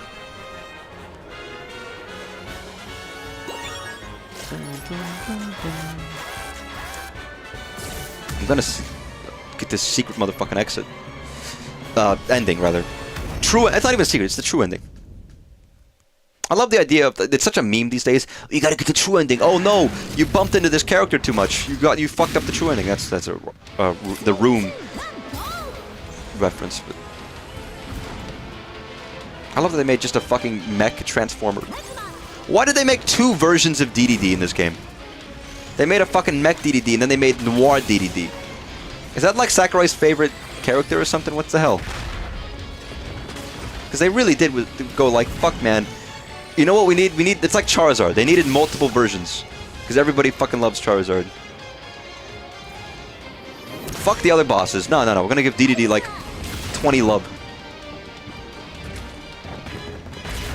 I mean, they do like buff DDD. That's true, I guess, but... I made a old car.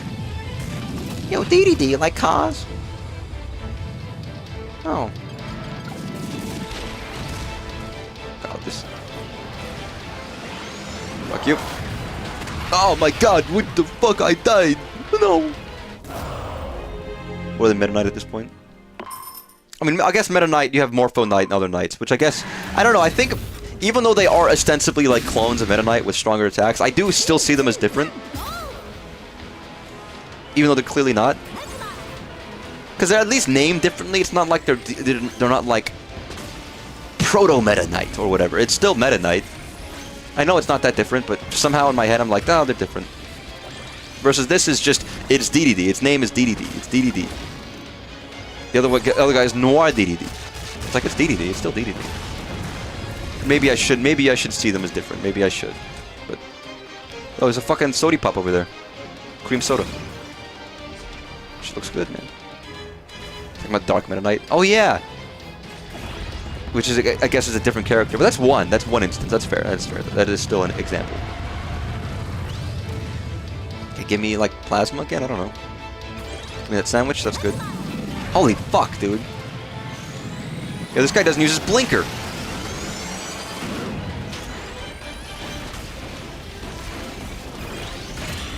Fuck. Okay, I got 50 seconds left. No, no, oh my god. Oh, beautiful! Fuck the machine! Kind of fucked up, actually. What if that was like a sentient robot and I just fucking murdered it? I know it was attacking me, but that doesn't give me the right to destroy it.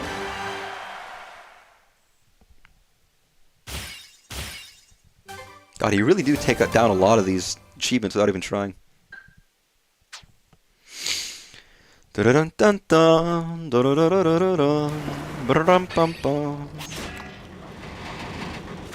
job, Kappa. You did a good job there. Is it a Kappa? It doesn't have a dent in its head. I guess it's still a Kappa, though. It's still ostensibly a Kappa.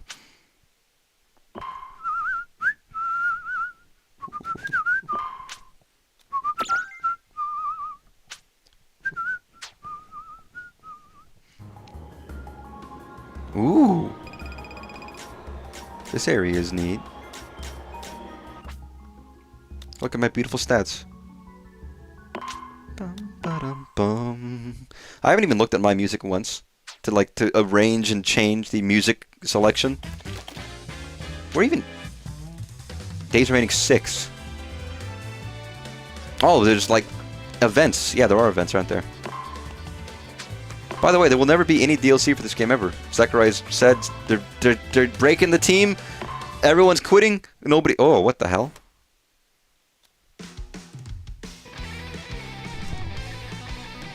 Yeah, I've not looked at any of these.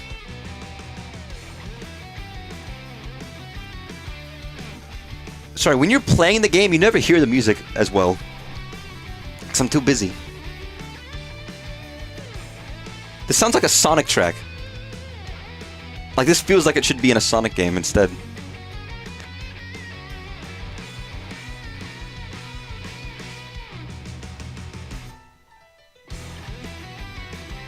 Maybe a little bit, or maybe like a Castlevania game.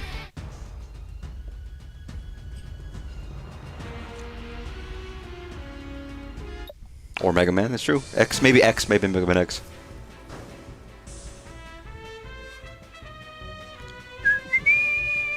This feels like a very classic Kirby track, actually. Kirby Air Ride track. This is probably made by Shogo Sakai, I would guess.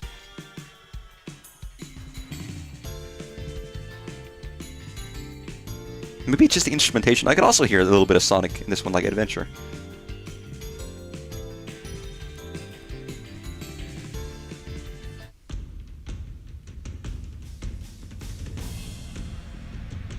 Ooh.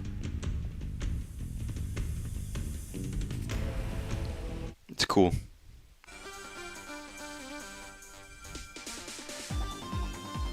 It's pretty cool. Like, some of these just have a sound to them, and it immediately evokes a composer or a sound.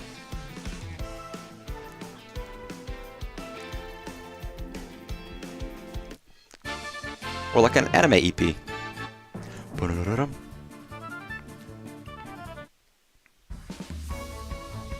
Yep, and here we go. We got these tracks. Some of these songs I still don't have. Nova. I like how Sky is double the length. This was this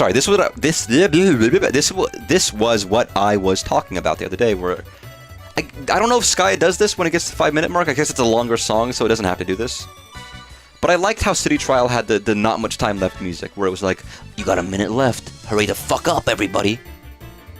or even 30 seconds left.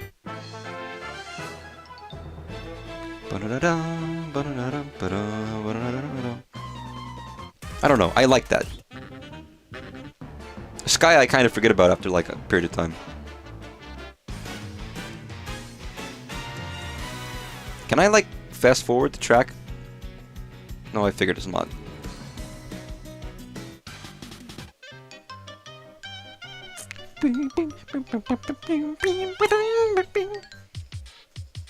I just picture like a little man dancing around. Hopping around from foot to foot. Oh yeah, it's everyone says that the Silent Hill track.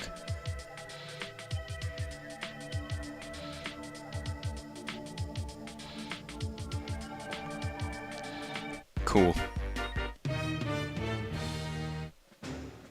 It's a Godzilla. I've heard this song way too fucking much.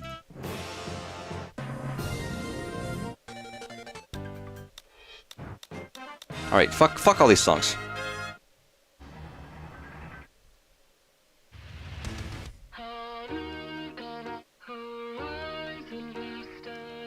Do they have to find singers that are able to sing in Japanese and English well these days? Is it just a thing of like, okay, we gotta get both? Some games don't care, but I think in these days it's like, okay, we gotta... If you know both, you're like immediately a leg up.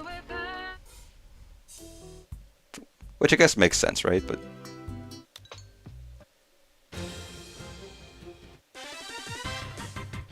it shouldn't be surprising, but... Sorry, another, like, menu in this game I've never fucking looked at. Rider with the most victories, Rocky.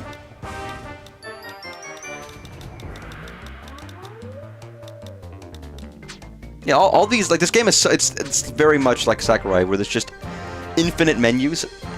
I love that, by the way. I actually genuinely love it when there's infinite menus in these games. There was someone named Corona-chan? Yeah, who the fuck is this? Infantile gamer Corona-chan. Anxious dabbler, adultish gamer. I gotta redo my license. I'm gonna find that, like, someone incredibly famous I played against. Obama? I didn't know you liked Kirby Air Riders. Yeah, yes, it's true. Former President Barack Obama, I love Kirby Air Riders. He's like pro-rated as well. He's incredible.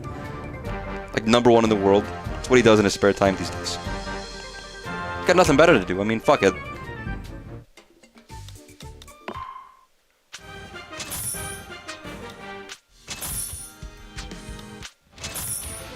All these tracks I haven't gotten. Nice. Alright, fuck it, we're done. Getting out of here, clocking out. Saying fuck y'all. That's not true. It was fun. That was Kirby Air Riders. It was fun. Because if it's not fun, why bother? Tomorrow I'm probably going to play Look Outside. Oh, but though I am tempted to look at Final Fantasy VII Remake Integrate Demo. Just because I kind of want to play it.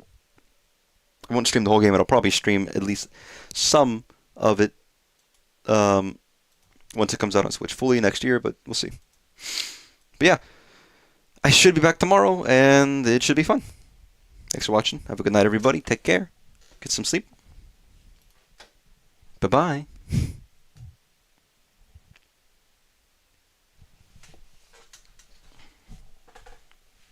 Bye-bye.